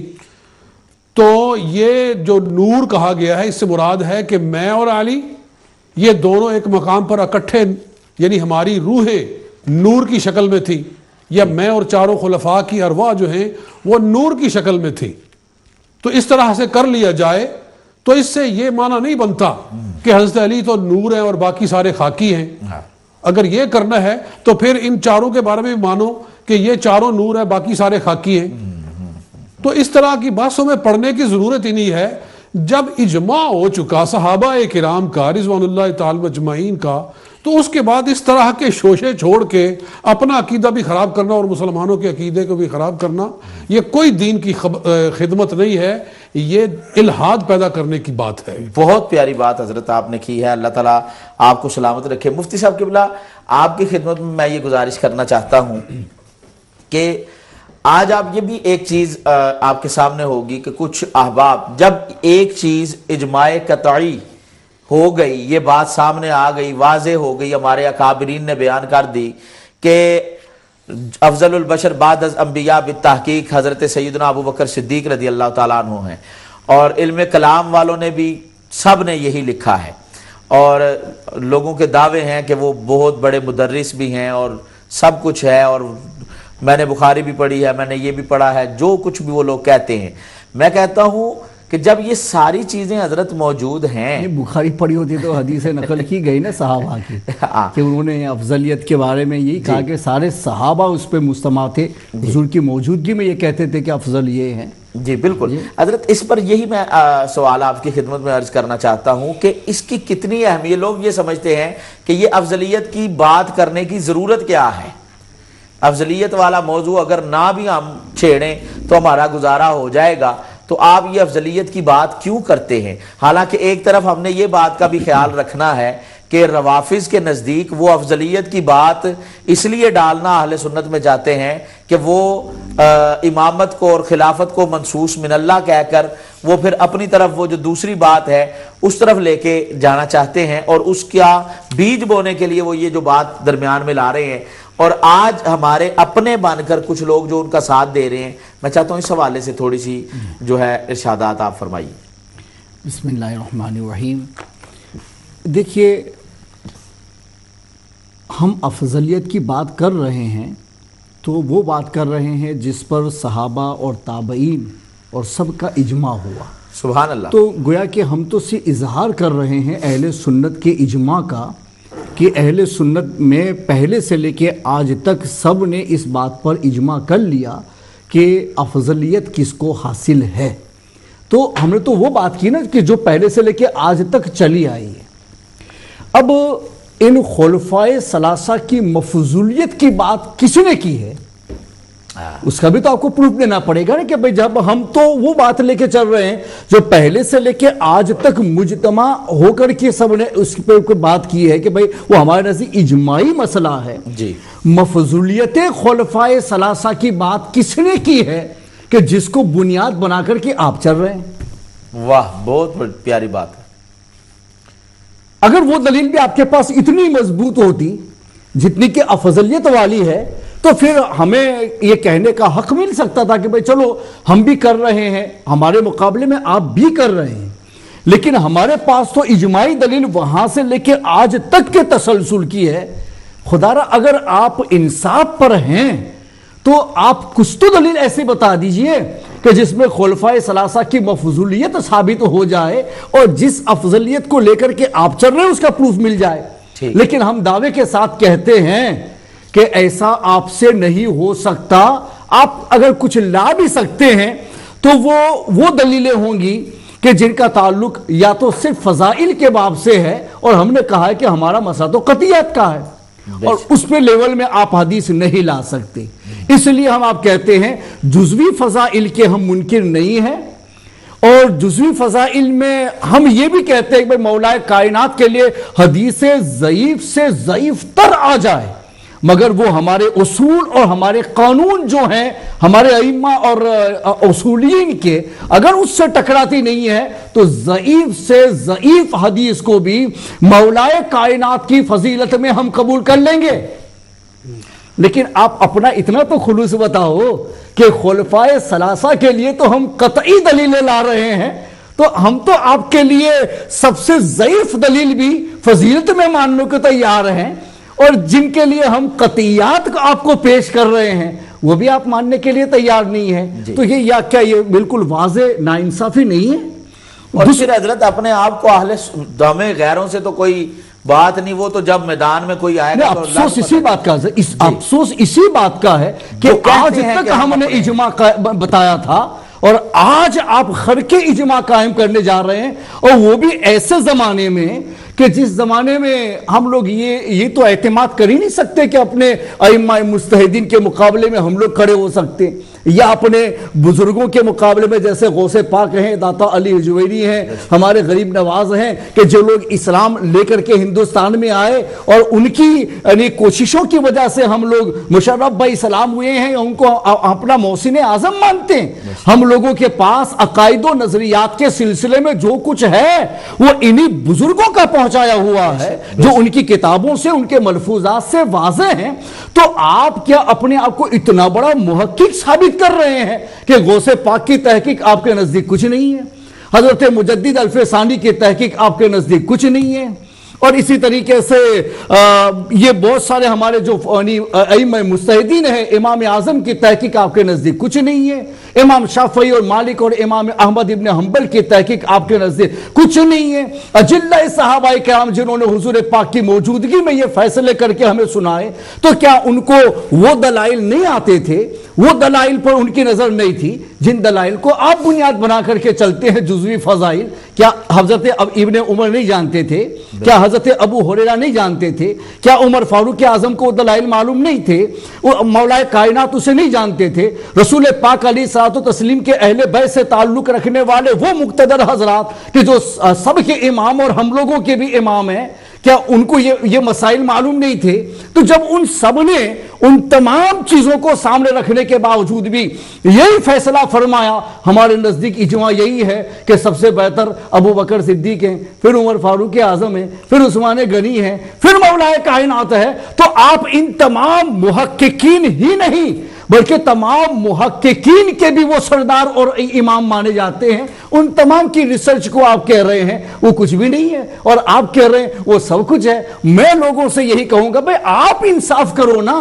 دنیا میں اختلاف کرنے والے ہزاروں پیدا ہوتے ہیں، مگر اختلاف کرنے والوں کو سپورٹ کرنے والے پیدا ہوتے ہیں تو اختلاف کرنے والے کی ہمت بڑھتی ہے. لیکن اگر آپ کے پاس میں انصاف ہے تو ہم ایک نہیں ہزاروں حوالے، یہ تو ہمارے پاس وقت نہیں اس لیے مختصر چند حوالے کے اوپر اکتفا کر رہے، ہزاروں حوالے پہلے سے لے کے آج تک کے ائمہ علماء مشائخ کے اس پر پیش کیے جا سکتے ہیں جنہوں نے اس پر بات کی ہے اور افضلیت کے اوپر بات کی ہے.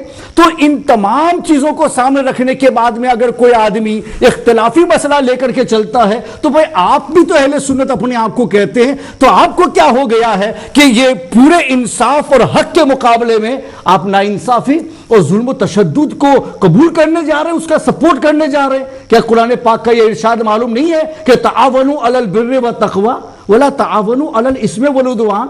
کیا آپ کو یہ ارشاد معلوم نہیں ہے لا یجرمنکم شنآن قوم علی الا تعدلوا اعدلوا هو اقرب للتقوی اقسطوا ان اللہ یحب المقسطین؟ یہ سارے مسائل کیا آپ کو معلوم نہیں؟ اس لیے میں یہ کہتا ہوں قصور ایک کا نہیں ہے کہ کوئی آدمی اپنی غلط تحقیق لے کر کے اگر میدان میں آتا ہے تو قصور ہم عوام کا بھی سمجھتے ہیں، قصور ہم ان علماء کا بھی سمجھتے ہیں کہ جو ہزاروں محققین کو ایک جانب رکھ کر کے ان کو کہتے ہیں کہ ان کی تحقیق غلط ہے اور ہم جو کہنے جا رہے ہیں وہ صحیح ہے۔ میں کہتا ہوں کہ یہ انصاف سے ہٹی ہوئی بات ہے۔ اگر تھوڑی بھی غیرت ہو تو جو بھی آدمی ہٹا ہے اس کو اپنے ایمان کا کم سے کم یعنی اپنی ایمان کی غیرت محسوس کرنی چاہیے اور رجوع کر کے یعنی حق کی جانب آنا چاہیے۔ اللہ تعالی ہم سب کو یعنی حق پر ثابت رہنے کی توفیق عطا فرمائے۔ اور ہمارے جن بھائیوں کو کچھ غلط فہمی ہوئی ہے ہم یہی دعا کرتے ہیں، وہ ہمارے دشمن نہیں ہیں، وہ ہمارے بھائی، ہم ان کو تسلیم کریں گے۔ صرف اتنا ہے کہ بھائی جو اہل سنت والجماعت کا متفقہ مسئلہ ہے اس سے آپ رجوع کر لو تو ہم اور آپ ساتھ میں مل کر کے دین کا کام کریں گے۔ سبحان اللہ، آپ نے بڑی پیاری یہ پیار کی دعوت پیش فرمائی ہے، اور حقیقت یہی ہے کہ ہمارے علماء ہمیشہ سے ہی اسی طرح محبت سے، پیار سے، خلوص سے دعوت محبت کی دیتے ہیں اور پیار کی دیتے ہیں۔ اور پھر میں یہی عرض کروں گا کہ یہ ہمارے کسی اہل محبت کا تو یہ کام ہی نہیں ہونا چاہیے کہ وہ جب بات سیدنا صدیق اکبر کی افضلیت کی ہو تو وہ کہے نہیں جی وہ فلاں حدیث بھی ہے، اور یہ جو آپ حدیث پیش کر رہے ہیں اس پر فلاں بندے نے یہ بات کی ہے، فلاں مفسر جو ہے محدث اس کی یہ رائے ہے۔ میں کہتا ہوں کہ ہمیں تھوڑی سی یہ ذرا اس طرح اپنی ذہنی شرافت کا بھی یہ بات ثبوت دینا چاہیے۔ اور کئی مرتبہ ہوتا یہ ہے لوگوں کے ذہنوں میں حضرت یہ بھی ہے کہ آپ لوگ صرف اعلیٰ حضرت کی تحقیق پیش کر رہے ہو، اعلیٰ حضرت کی تحقیق پیش کر رہے ہو۔ تو میرے بھائی اعلیٰ حضرت کی تحقیق اس لیے سامنے پیش کرنے کے لیے ذرا آسان ہمارے لیے ہو جاتی ہے کہ کتنی پلکوں سے نمی مانگ کے لائی ہوگی، پیاس پھولوں کی کب شبنم نے بجھائی ہوگی۔ وہ جو ہزاروں کتابوں کا مجموعہ ہے وہ اعلیٰ حضرت ایک کتاب میں جمع کر دیتے ہیں اور ہم پڑھ کے آپ لوگوں کو سنا دیتے ہیں۔ تو حضرت میں آپ کی خدمت میں حضرت علامہ مولانا نظام الدین مصباحی صاحب آنا چاہوں گا، اور آپ جس طرح حضرت نے حوالے اعلیٰ حضرت کے بھی پیش فرمائے اور اس کے علاوہ دیگر بھی آپ نے بھی ابھی ماشاءاللہ احادیث اس سے پہلے کتنی پیش فرمائی ہیں کہ جو خلافت کی ترتیب ہے یہی افضلیت کی ترتیب ہے۔ اب کچھ لوگ ایسے بھی ہیں جنہوں نے باقاعدہ کتابوں میں لکھ دیا کہ جو خلافت ہے وہ دو قسم کی ہے، ایک جو ظاہری ہے اور ایک روحانی ہے، اور جو ظاہری جو دنیا کے نظام کے لیے ہے اس میں حضرت ابوبکر صدیق افضل ہیں، اور جو روحانی سسٹم ہے اس میں حضرت مولا مرتضیٰ شیر خدا تاجدار حل عطا کرم اللہ وجہ الکریم افضل ہیں۔ تو میں یہ چاہتا ہوں یہ بھی تھوڑا سا اس کے حوالے سے بتائیں کہ یہ جو خلافت ہے نبی پاک علیہ الصلوۃ والسلام کے بعد جس کے اوپر یہ افضلیت کی باعث ہے، تو یہ خلافت مطلق ہے، یعنی اس میں کوئی یہ تطبیق نہیں کی گئی ہے۔ اس حوالے سے کچھ ارشادات اگر آپ پیش فرمائیں۔ بسم اللہ الرحمن الرحیم۔ آپ کی بات کو میں پیش کرتا ہوں، ساتھ ہی ساتھ یہ بھی میں عرض کر دوں جی حضرت کہ یہ حضرات جو ہے ابن عبد البر کا ایک قول پیش کرتے ہیں، شاذ قول پیش کرتے ہیں، اور ناظرین کے سامنے کہتے ہیں کہ 6 صحابہ جو تھے وہ 6 صحابہ جو ہے افضلیت کے قائل نہیں تھے، اس طرح کی بات کرتے ہیں۔ تو میں پیار کے ساتھ کہتا ہوں کہ ابن عبد البر کی جو روایت ہے وہ روایت محتمل ہے، یعنی اس میں احتمال ہے کہ وہ صحابہ جزئی فضیلت کے قائل رہے ہوں، اور اس پر سب سے بڑی قوی دلیل یہ وارد ہوتی ہے کہ جن صحابہ کا وہ نام لیتے ہیں اس میں حضرت جابر اور حضرت ابو سعید خدری ہے، اور یہ وہ 2 صحابہ ہیں جو خود حضرت ابوبکر صدیق کی اور حضرت عمر کی افضلیت کو آقا علیہ السلام سے نقل کر چکے ہیں۔ تو ایسا کیسے ہو سکتے ہیں کہ اپنے آقا علیہ السلام سے جو ارشاد نقل کیا ہے اس کے خلاف وہ کوئی عقیدہ رکھتے ہوں یا نظریہ رکھتے ہوں؟ پھر دوسری بات یہ کہ جو آپ نے سوال پوچھا تھا کہ جب حضرت ابوبکر صدیق رضی اللہ تعالیٰ عنہ کی خلافت ثابت ہوئی تو وہ افضلیت کلی پر ہوئی ہے، یعنی آپ وہ فضیلت کلی رکھتے تھے اس لیے آپ کو خلیفہ اول مانا گیا، اور پھر حضرت عمر کو اس طریقے سے۔ تو مجھے بتائیں کہ جن صحابہ کا عبد البر نے نام لیا ہے کیا وہ صحابہ اس خلافت کو ماننے والوں میں سے ہے کہ نہیں؟ اگر وہ ہیں تو پھر ماننا پڑے گا کہ وہ صحابہ جزئی فضیلت کے قائل تھے، فضیلت کلی حضرت صدیق اکبر رضی اللہ عنہ کے لیے مانتے تھے۔ پھر دوسرا ان حضرات کا سوال یہ ہے کہ چونکہ میں نے الحمدللہ آپ کی دعا سے تحریث نعمت کے دور اس مسئلے کو بہت گہرائی سے پڑھا ہے، سمجھ رہے ہیں، ان کی بھی کتابیں پڑھی، اپنی بھی پڑھی ہے، وہ یہ ان کا سوال یہ تھا کہ اجماع تو ہمیشہ اس کا منکر کافر ہی ہوتا ہے، یہ شاید وہ حضرات یا تو جان بوجھ کے ایسی بات کر رہے ہیں، یا میں نہیں سمجھتا کہ چونکہ وہ بڑے لوگ ہیں ان کے مطالعے میں یہ بات آئی ہوگی۔ نور الانوار کے اندر آپ قاری صاحب کے والد صاحب نے بھی اجماع کی بحث کی ہے، جس میں یہ جو ان کے والد صاحب نے شرح لکھی ہے موطا امام محمد کی، اس میں بھی یہ اجماع کی بات کی ہے، میں نے پڑھی ہے اس میں، تو نور انوار کے حوالے سے کی ہے۔ تو چلو ہم بڑی کتاب توضیح تلوی کی بات نہیں کرتے، مسلم صبح فاتح و فواتی و رحمت اس کی بات نہیں کرتے، کم از کم نور انوار کی میں بات کرتا ہوں۔ اجماع کئی طرح کا ہوتا ہے، ایک اجماع وہ ہوتا ہے کہ اس کا منکر گمراہ ہوتا ہے، تو یہ وہ اجماع ہے کہ اس کا منکر گمراہ ہے۔ اعلیٰ حضرت رضی اللہ تعالیٰ نے جو اپنی کتاب لکھی ہے افضلیت سیدنا صدیق اکبر رضی اللہ تعالیٰ عنہ پر، اس کے اندر بھی آپ نے یہ ذکر فرمایا ہے کہ جس عالم نے اس کو قطعی کہا اور جس نے یہ کہا ظنی، تو اس کا مطلب ہے کل قطعی، ظنی کل قطعی کے معنی میں ہے، تو اس کا مطلب یہی ہوا کہ اس کا جو منکر ہے وہ گمراہ ہے۔ اور پھر دیکھیے ایک قانون کی بات بتانا چاہتا ہوں ان حضرات کو کہ مجھے یہ بتائیں کہ جو معراج ہے، معراج اتنے بڑے جید علماء بیٹھے ہوئے ہیں، معراج پاک میں صحابہ کا اختلاف ہے کہ نہیں؟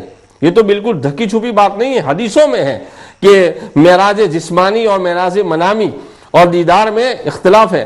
لیکن بتاؤ کہ اگر آج کوئی یہ کہے اہل حدیث اٹھ کر کہ میں نبی پاک علیہ السلام کے آسمانوں پہ جانا نہیں مانتا، تو اس کو ہم کیا کہیں گے؟ یہ متفقہ فیصلہ ہے علماء کا آج کے دور میں کہ وہ گمراہ ہے۔ تو میں پوچھنا چاہتا ہوں کہ جو مسئلہ صحابہ کے دور میں مختلف فی تھا، آج کے دور میں اسے گمراہ کیوں قرار دیا جا رہا ہے؟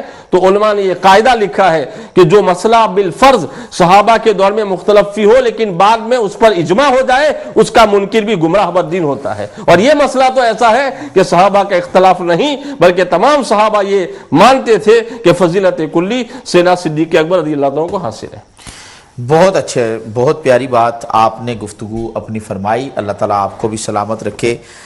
علامہ صاحب قبلہ آپ کی خدمت میں حاضر ہونا چاہتا ہوں۔ ہمارے جو علماء کلام ہیں انہوں نے جب یہ افضلیت کی بات یا خلافت کی بات کی ہے تو اس میں اہل سنت کا موقف جو انہوں نے پیش فرمایا ہے، میں چاہتا ہوں وہ بھی کوئی ایک دو حوالے اگر آپ ہمارے احباب کو بطور تبرک پیش فرمائیں کہ انہوں نے اس کو کیا کہا کہ بھئی افضل البشر بعد از انبیاء وہ حضرت ابوبکر ہیں یا کوئی اور ہیں، یا کیا سلسلہ رہا، یا یہ جو لوگ آج جو اعتراضات لے کر آ رہے ہیں۔ ابھی آپ نے پہلے بھی بڑی گفتگو فرمائی، میں چاہتا ہوں اس حوالے سے بھی تھوڑا سا ذرا میں عرض کرتا ہوں۔ علم کلام کے لحاظ سے تو آپ دیکھ لیں جو ہماری عقائد کی کتابیں ہیں جو درسیات میں سے ہیں، علامہ تفتزانی کی شرح عقائد ہے، پھر عقائد نصفیہ ہے، اس میں شرح مقاصد، اس میں اس بات کو کتنی تفصیل سے بیان کیا گیا ہے کہ سب سے افضل امت کے اندر رسول پاک صلی اللہ علیہ وسلم کے بعد وہ حضرت ابوبکر صدیق رضی اللہ تعالیٰ عنہ ہیں۔ متکلمین کو بھی اس کے اندر کوئی اختلاف نہیں، اختلاف ہو ہی نہیں سکتا۔ متکلمین جو ہیں وہ عموماً اس پہ بحث کرتے ہیں جو معاملات ہمارے اور فلاسفہ کے درمیان میں مابہ النزاع ہیں یا معتزلہ کے درمیان میں ہیں، ان کو بڑی وہ باریکی سے بیان کرتے ہیں۔ لیکن یہ معاملات جو ہیں اس کو تو جب صحابہ کرام نے، بلکہ میں آج تو زیادہ سے زیادہ بیان کرنا چاہتا ہوں حضرت علی کے اقوال، ٹھیک، کہ حضرت علی خود کیا ارشاد فرما سبحان رہے ہیں، اللہ سبحان اللہ، تاکہ ان لوگوں کو سکون آئے کہ مولا علی شیر خدا خود کیا فرما رہے ہیں، کہ جو حضرت علی کو اٹھا رہے ہیں وہ اللہ کے بندوں مولا علی خود یہ فرما رہے ہیں، بے شک، اور تم ان کے فتوے کے خلاف ان کو حضرت ابوبکر سے افضل۔ یہ میرے سامنے قول ہے آپ کا الاستیاب کے اندر، علامہ امام ابن عبد البر نے اس کو روایت کیا پوری سند کے ساتھ۔ وہ کہہ رہے ہیں کہ حدثنا محمد بن عبد الملک حدثنا عبد الاعرابی حدثنا الحسن بن محمد الزعفرانی، یعنی پوری سند اوپر لے جا رہے ہیں۔ اور پھر آخر میں وہ کہتے ہیں کہ حکم بن جعل نے روایت کیا، قال علی رضی اللہ تعالیٰ عنہ، فرمایا جناب علی شیر خدا رضی اللہ تعالیٰ عنہ، لا یفضلنی احد علی ابی بکر و عمر الا جلدتہ حد المفتری، کہ جو بندہ مجھے ابو بکر و عمر پر فضیلت دے گا میں اسے حد مفتری لگاؤں گا، یعنی میں اس کو 80 کوڑے ماروں گا. ٹھیک. جی ہاں، یعنی یہ لوگ جو آج جو حضرت علی کو ابو بکر صدیق سے افضل بنا کر امت کے اجماع کو خراب کر رہے ہیں، اگر یہ حضرت علی شیر خدا کے سامنے یہ بات کہتے تو وہ کوڑے مار مار کے ان کا برکس نکال دیتے. جی کچھ عمر نکال، علی کا تو ایک کوڑا کھانا مشکل ہے تو وہ تو 80 کوڑے مار رہے ہیں. 80 کوڑے. جی ہاں، علی خدا کا شیر ہے. سبحان اللہ. سبحان میں کہتا ہوں علی نبی کا وزیر ہے. سبحان اللہ. سبحان اللہ. علی مومنوں کا امیر ہے. سبحان اللہ. سبحان اللہ.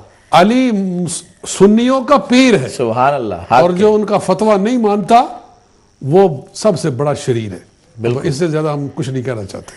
ٹھیک. کہ حضرت علی خود فرما رہے ہیں کہ جو مجھے فضیلت دے گا حضرت ابو بکر پر، حضرت عمر پر، تو میں اسے مفتری کی حد لگاؤں. حضرت یہ کون سی کتاب کا حوالہ آپ پیش فرما رہے ہیں؟ الاستیاب. الاستیاب امام ابن عبد البر نے یعنی جس کتاب کے حوالے سے وہ یہ سارا فتنہ پھیلانے کی کوشش کی جا رہی ہے وہی ابن عبد البر اس حدیث کو نقل کر رہے ہیں. پھر کنز العمال کے اندر بھی یہ حدیث انہوں نے نقل کی ہے. اسی حدیث کو حضرت علی کا قول صفحہ نمبر 27. ٹھیک. صفحہ نمبر 27 کے فرماتے ہیں وہی الفاظ ہیں حکم جعل سے کہ علی نے فرمایا، حضرت علی نے فرمایا لا یفضلنی احد علی ابی بکر و عمر الا جلدته حد المفتری. حدیث نمبر 36,157. یہ بڑی لمبی کتاب ہے، اس میں قریباً 40,000 سے زیادہ حدیثیں جمع ہیں. تو یہ 37,000 نمبر کی یہ حدیث ہے، 37,157 کہ جناب علی نے یہ ارشاد فرمایا کہ لا یفضلنی احد علی ابی بکر و عمر الا جلدته حد المفتری. اور اس سے پہلے ایک اور یہاں پہ آپ سے روایت ہے. یہ کیسی عجیب بات ہے کہ الاستیاب کے حوالے سے ہی یہ ساری افضلیت کی باس میں ایک نیا فتنہ، ایک نئی عجیب بحث اہل سنت کے درمیان شروع کی گئی اور پتہ نہیں کیا کچھ بڑے بڑے دعوے کیے گئے. گو کہ بات کچھ بانے نہیں سکی، اور جو اہل تحقیق ہیں ان کو پتا ہے کہ وہ اگر اللہ نے کیسے اس کو چھانٹ کے رکھ دیا. الحمدللہ الحمدللہ.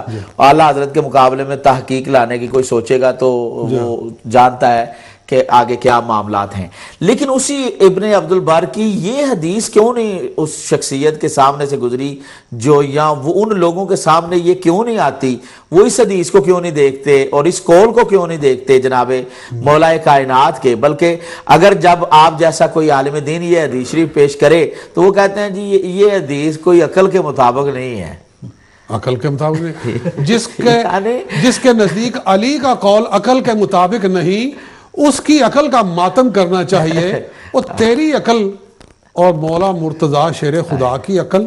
اچھا حضرت، اب میں یہاں روک کر آپ سے یہ گزارش اب تینوں بزرگوں سے کروں گا. ہم نے افضلیت سیدنا صدیق اکبر پہ رضی اللہ تعالیٰ عنہ آپ نے بڑی پیاری گفتگو فرمائی ہے. اب یہ میرے دل کی ایک چاہت ہے، میں یہ گزارش کرنا چاہتا ہوں کیونکہ کچھ لوگوں کا نا فتنہ ڈالنے کا ایک طریقہ ہوتا ہے، واردات کا ایک طریقہ ہوتا ہے، اور لوگ حضرت مولا علی کے نام کو استعمال کر کے اور علماء حقہ کے خلاف کہتے ہیں دیکھیں جی یہ حضرت علی کی تو بات کرتے کوئی نہیں ہے. حالانکہ الحمدللہ ہمارے اہل سنت اگر نہیں کرتے تو کرتا کون ہے؟ الحمدللہ. میں یہ چاہتا ہوں کوئی حضرت آپ سے ابتدا ہی چاہوں گا کہ مولا کائنات کے فضائل میں آپ نے پہلے بھی 2-4 احادیث کا ذکر فرمایا ہے، تو میں یہ چاہتا ہوں کہ تھوڑی سی حاضری مولا کائنات کی بارگاہ میں ضرور آپ پیش فرمائیں تاکہ وہ دل جن دلوں میں حب صحابہ، حب اہل بیت موجود ہے، ان کو یہ بات روز روشن کی طرح ان کے سامنے عیاں ہو جائے کہ ہم لوگ جب افضلیت سیدنا صدیق اکبر رضی اللہ تعالیٰ عنہ کی بات کرتے ہیں تو یہ ہمارا اجماعی مسئلہ ہے اور قطعی مسئلہ ہے، اس لیے کرتے ہیں. اور یہ وہ مسئلہ ہے جس کو مولا کائنات اپنے بیٹے کو تعلیم کر رہے تھے، اور یہ وہ مسئلہ ہے جس پر پیرا مولا علی نے خود اس انداز سے دیا ہے، کہا کہ میں مفتری کی سزا یعنی حد جاری کروں گا.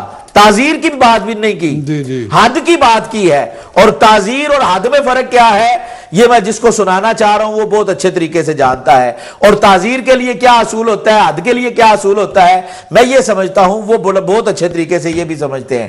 تو میری یہ گزارش اور میری یہ ریکویسٹ ہے کہ جب جس چیز پر مولا علی خود پہرا دیں اور اتنی بات کریں، اور پھر آپ نے وہ ایک حدیث مبارکہ پڑھی تھی، اس کی جو سند تھی وہ حضرت امام زین العابدین نے امام حسین سے سنا، امام حسین نے مولا علی سے، یعنی وہ سند کتنی پیاری ہے، سبحان اللہ۔ اور آپ نے کہا کیسی متبرک ہے، اور بلا شبہ اس میں شاکی کوئی نہیں ہے کہ جب ایک باپ علی المرتضیٰ، وہ کہ جو سرکار کے انا مدینۃ العلم وعلی بابھا، انا دار الحکمت وعلی بابھا، میں قربان جاؤں مولا علی کے فضائل پر، ان کے مناقب پر میں زیادہ اس پر نہیں، میں چاہتا ہوں حضرت آپ مولا علی کے فضائل کے حوالے سے۔ ہاں، میرے سامنے یہ مجموعہ ہے صحاح ستہ کا، جی، اس میں سے میں ترمذی میں سے ایک دو حدیثیں بیان کر دیتا ہوں جناب مولا علی المرتضیٰ شیر خدا رضی اللہ تعالیٰ عنہ کی فضیلت میں، کہ فرمایا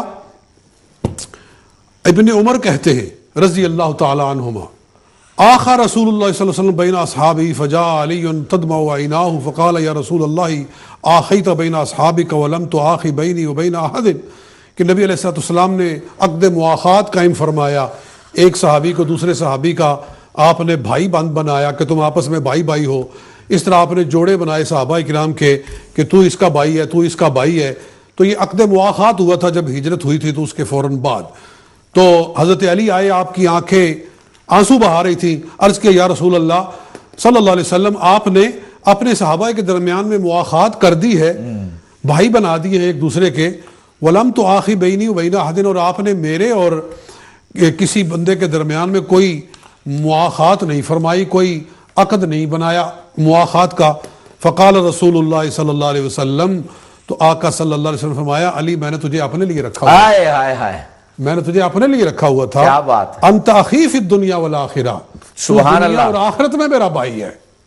جی، سبحان اس لیے ہم کہتے ہیں کہ علی تو سرکار کا برادر ہے، ہائے ہائے، علی برادر ہے، دنیا میں بھی برادر ہے، آخرت میں بھی برادر ہے، آخر میں، جی، سبحان اللہ۔ اس لیے ہم کہتے ہیں علی کا فیصلہ مان لو تاکہ جھگڑا ختم ہو جائے۔ جب کوئی جھگڑا ہوتا ہے تو آخر کسی کو فیصل مانا جاتا ہے، بے شک بے تو شک، ہم کہتے ہیں کہ حضرت علی کو فیصل مانتے ہیں، بے شک بے جو شک، وہ فیصلہ کرے وہ ہمیں منظور ہے، سبحان اللہ سبحان اللہ سبحان اور جس کو علی کا فیصلہ منظور نہیں ہے وہ مردود ہے، وہ سب سے بڑا شریر ہے۔ تو نبی علیہ الصلوۃ والسلام ان کو یہ ارشاد فرما رہے انت اخی فی الدنیا والآخرہ، اور پھر فرمایا ایک اور حدیث بیان کر کے میں بات ختم، ام سلمہ رضی اللہ تعالیٰ عنہ کہتی ہے سمیعتھا تقول، ایک اور عورت ہے وہ حضرت ام سلمہ سے کہتی ہے، سے روایت کرتی ہے کہ میں نے ان سے سنا کہ وہ کہتی تھی کان رسول اللہ صلی اللہ علیہ وسلم، حضور صلی اللہ علیہ وسلم فرماتے تھے لا يحب علی منافق ولا يبغضه مؤمن، کہ حضرت علی سے کوئی محبت کرنے والا منافق نہیں ہو سکتا اور ان سے بغض رکھنے والا مومن نہیں ہو سکتا۔ سبحان اللہ سبحان اللہ، یہ فیصلہ ہے جناب، یہ فیصلہ رسول پاک صلی اللہ علیہ وسلم نے حضرت علی کے بارے میں، کیا بات، کیا شان ہے، کیا عظمت ہے مولا کائنات کی۔ حضرت بہت ہی پیاری احادیث اور بڑی محبت سے آپ نے بیان فرمائی ہیں۔ میں مفتی صاحب قبلہ آپ کی بھی خدمت میں یہی گزارش کروں گا کہ ہم اہل سنت ہیں، الحمدللہ ہم پیار کرنے والے ہیں اہل بیت سے بھی اور صحابہ پاک سے بھی۔ آپ سے بھی یہ میری گزارش ہے کہ آپ مولا کائنات کی بارگاہ میں اپنی حاضری پیش فرمائیں۔ بسم اللہ الرحمن الرحیم۔ حضرت ام سلمہ رضی اللہ تعالی عنہا سے روایت ہے، قالت قال رسول اللہ صلی اللہ علیہ وسلم لا يحب علی منافق ولا یبغضہ مومن، کہ علی سے منافق محبت نہیں کر سکتا اور مومن ان سے بغض نہیں رکھ سکتا۔ اس کو امام احمد اور امام ترمذی نے روایت کیا، مشکات میں 6100 نمبر پر اس حدیث کو ذکر کیا گیا ہے۔ اور حضرت ام سلمہ سے دوسری روایت ہے، قال رسول اللہ صلی اللہ علیہ وسلم من سب علی فقط سبنی، جس نے مولا کائنات کو گالی دی اس نے مجھے گالی دی۔ امام احمد نے اس کو روایت کیا ہے 2681 نمبر پر، صاحب مشکات نے اس کو 6101 نمبر پر روایت کیا ہے۔ امام ترمذی نے اس کو 3727 پر روایت کیا ہے اور صاحب مشکات نے اس کو 6098 نمبر پر اس کو روایت کیا ہے۔ اور اسی طریقے سے ان علی قال رسول اللہ صلی اللہ علیہ وسلم، خود مولا کائنات روایت فرماتے ہیں کہ رسول اکرم علیہ الصلوۃ والتسلیم نے ارشاد فرما انا دار الحکمت و علی بابھا، میں حکمت کا گھر ہوں اور حضرت علی کرم اللہ تعالیٰ وجہ الکریم اس کے دروازہ ہیں۔ ترمذی نے اس کو روایت کیا ہے، صاحب مشکات نے اسی حوالے سے 6096 نمبر پر اس کو روایت کیا ہے۔ تو اس طرح سے ایک نہیں سینکڑوں روایتیں ہم لوگوں کے پاس میں موجود ہیں، بلکہ اس کا احاطہ نہیں کیا جا سکتا ہے آپ کے فضائل کا، مگر ہم یہی کہنا چاہتے ہیں کہ بھئی ہم لوگوں اہل سنت والجماعت کا جو موقف ہے مولا کائنات کے فضائل میں، جو ہمارے اصولین کے اصول ہیں ان کے مطابق کوئی بھی ضعیف سے ضعیف روایت بھی آ جائے تو اسے ہم قبول کرنے کے لیے تیار۔ سبحان اللہ حضرت، بہت پیارے حضرت، میرے پاس صرف 5 منٹ رہ گئے ہیں، میں چاہتا ہوں کوئی ایک حدیث ہی مولا کائنات کی بارگاہ میں آپ ضرور پیش فرمائیں۔ بسم اللہ الرحمن الرحیم۔ زاد الاحباب فی مناقب الاصحاب میں بڑی پیاری حدیث پاک ہے۔ نبی پاک صلی اللہ علیہ وسلم ارشاد فرماتے ہیں کہ اذا کان یوم القیامت ضربت لقبۃ من یاقوت حمراء، آپ فرماتے ہیں کہ جب قیامت کا دن ہوگا تو میرے لیے یاقوت حمراء کا ایک قبہ قائم کیا جائے گا یمین عرش پر، اور حضرت ابراہیم کے لیے یاقوت خضرا کا قبہ قائم کیا جائے گا یسار عرش کے پاس۔ وَضُرِبَتْ فِيمَا بَيْنَنَا لِعَلِيِّ بْنِ أَبِي طَالِبٍ رضی اللہ تعالی عنہ، ایک طرف قبہ رسول اللہ ہوگا، ایک طرف قبہ ابراہیم علیہ السلام ہوگا، دونوں کے درمیان قبہ علی ہوگا۔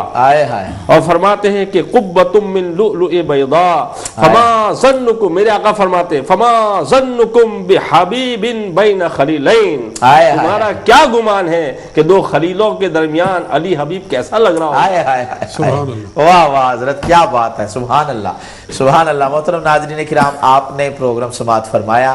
اہل سنت کے میرے جو دوست ہیں، میرے بھائی ہیں، میری بہنیں ہیں، میری بیٹیاں ہیں، میری مائیں ہیں، میں آپ سب سے یہی گزارش کروں گا، یہ ان 3 بزرگوں نے، دوستوں نے، ہمارے اکابر علماء نے آپ کے سامنے، جی علیکہ و علیہ السلام، میری بہن صاحبہ آپ کا بہت شکریہ، آپ سب کی دعاؤں کا بہت شکریہ، آپ سب کے پیارے پیارے سوالات کا شکریہ۔ آج میں چاہتا تھا کہ زیادہ گفتگو ہمارے علماء کرام فرمائیں، اس لیے کالز بھی ہم نے کم لی ہیں اور گفتگو جو ہے ان سے سنی ہے، چونکہ کئی مرتبہ کچھ موضوعات ایسے ہوتے ہیں کہ جن پر گفتگو ان بزرگوں سے سننا بہت ضروری ہوتی ہے، اور آپ نے دیکھا کہ شان سیدنا صدیق اکبر بزبان مولا کائنات الحمدللہ قبلہ حضرت علامہ مولانا مفسر قرآن قاری محمد طیب نقشبندی صاحب قبلہ آپ نے بیان فرمائی، اور کئی جو سوالات تھے ان کے جوابات بھی عطا فرمائے۔ مفتی محمد یونس صاحب مصباحی دامت برکاتہم القدسیہ نے آپ کو یہ بتایا کہ یہ الحمدللہ افضلیت شیخین کا مسئلہ، حضرت سیدنا صدیق اکبر کی افضلیت کا مسئلہ، یہ اجماع قطعی ہے، اور جو بندہ اس کا منکر ہے وہ اہل سنت سے خارج ہے۔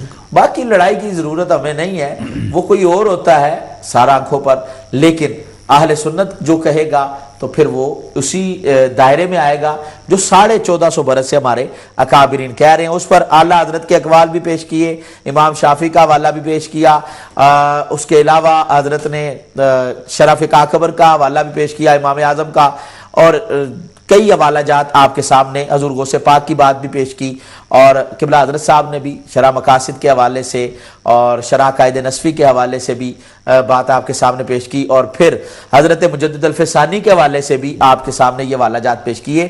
تو بات وہی ہے، چین میں وہی کڑی آتی ہے جو پچھلی کے ساتھ جڑی ہو، اور اگر ٹرین آگے جا رہی ہے تو جو ڈبہ جو ہے ساتھ لگ جائے گا تو وہ اس کو تو انجن آگے لے جائے گا، لیکن کوئی اگر ایک نئی تحقیق کر کے ٹریک بدل لے گا تو پھر اس کا مطلب ہے اس کا تعلق اس ٹرین کے ساتھ تو نہیں ہے نا، وہ ڈبہ علیحدہ ہے، اب انتظار کرے وہ اپنے انجن کا، تو جو بھی اس کا انجن ہوگا اس کو وہ ڈبہ مبارک اور ڈبے کو وہ انجن مبارک۔ تو ہم تو اس ٹرین کی بات کر رہے ہیں جو چل رہی ہے اہل سنت کی، اللہ پاک ہمیں اسی میں رکھے۔ اور ہمارے محترم حضرت علامہ مولانا نظام الدین مصباحی صاحب نے بھی آپ کے سامنے بڑی ابتدائی گفتگو، میں سمجھتا ہوں کئی ہمارے نوجوان بچے اس پروگرام کو بھی دیکھ رہے تھے، اور اس کا مطلب کیا ہے، جو ہمارے بزرگ علماء ہیں جو اہل علم ہیں وہ تو ان کے سامنے یہ واہ ہے کہ مطلب کیا ہے، لیکن یہ بہت اچھی بات ہوتی ہے کہ جو نوجوان ہمارے دوست ہیں ان کو بھی پتہ چلے کہ افضل سے مراد کیا ہے، اور پھر یہی حسن ہے اہل سنت کا کہ ہمارے علماء عاجزی والے ہوتے ہیں، متکبر نہیں ہوتے، اور یہ ان کی عاجزی ہے، بجائے کہ خود سے کوئی کہتے کہ میں نے المنجد میں سے نکالا یا مصباح اللغات میں سے نکالا یا فلاں میں سے مفردات راغب میں سے نکالا۔ انہوں نے کہا اب ترجمہ وہ سناتا ہوں جو میرے امام نے کیا، جو امام اہل سنت نے کیا۔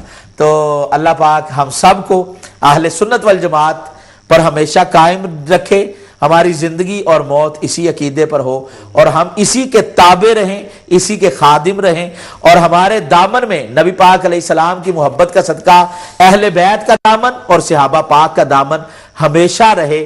اور یہی بات پر اکتفا کروں گا آج کے پروگرام کا کہ اہل سنت کا ہے بیڑا پار، اصحاب حضور نجم ہیں اور ناؤ ہے اطرت رسول اللہ کی۔ اپنے بھائی عقیل جلالی کو اجازت دیجیے گا، پھر کسی پروگرام میں ملاقات ہوگی، بلکہ کل ہی بہار شریعہ کا پروگرام جو ہے اس میں انشاءاللہ ملاقات ہوگی۔ اللہ حافظ، اللہ نگہبان، السلام علیکم ورحمۃ اللہ وبرکاتہ۔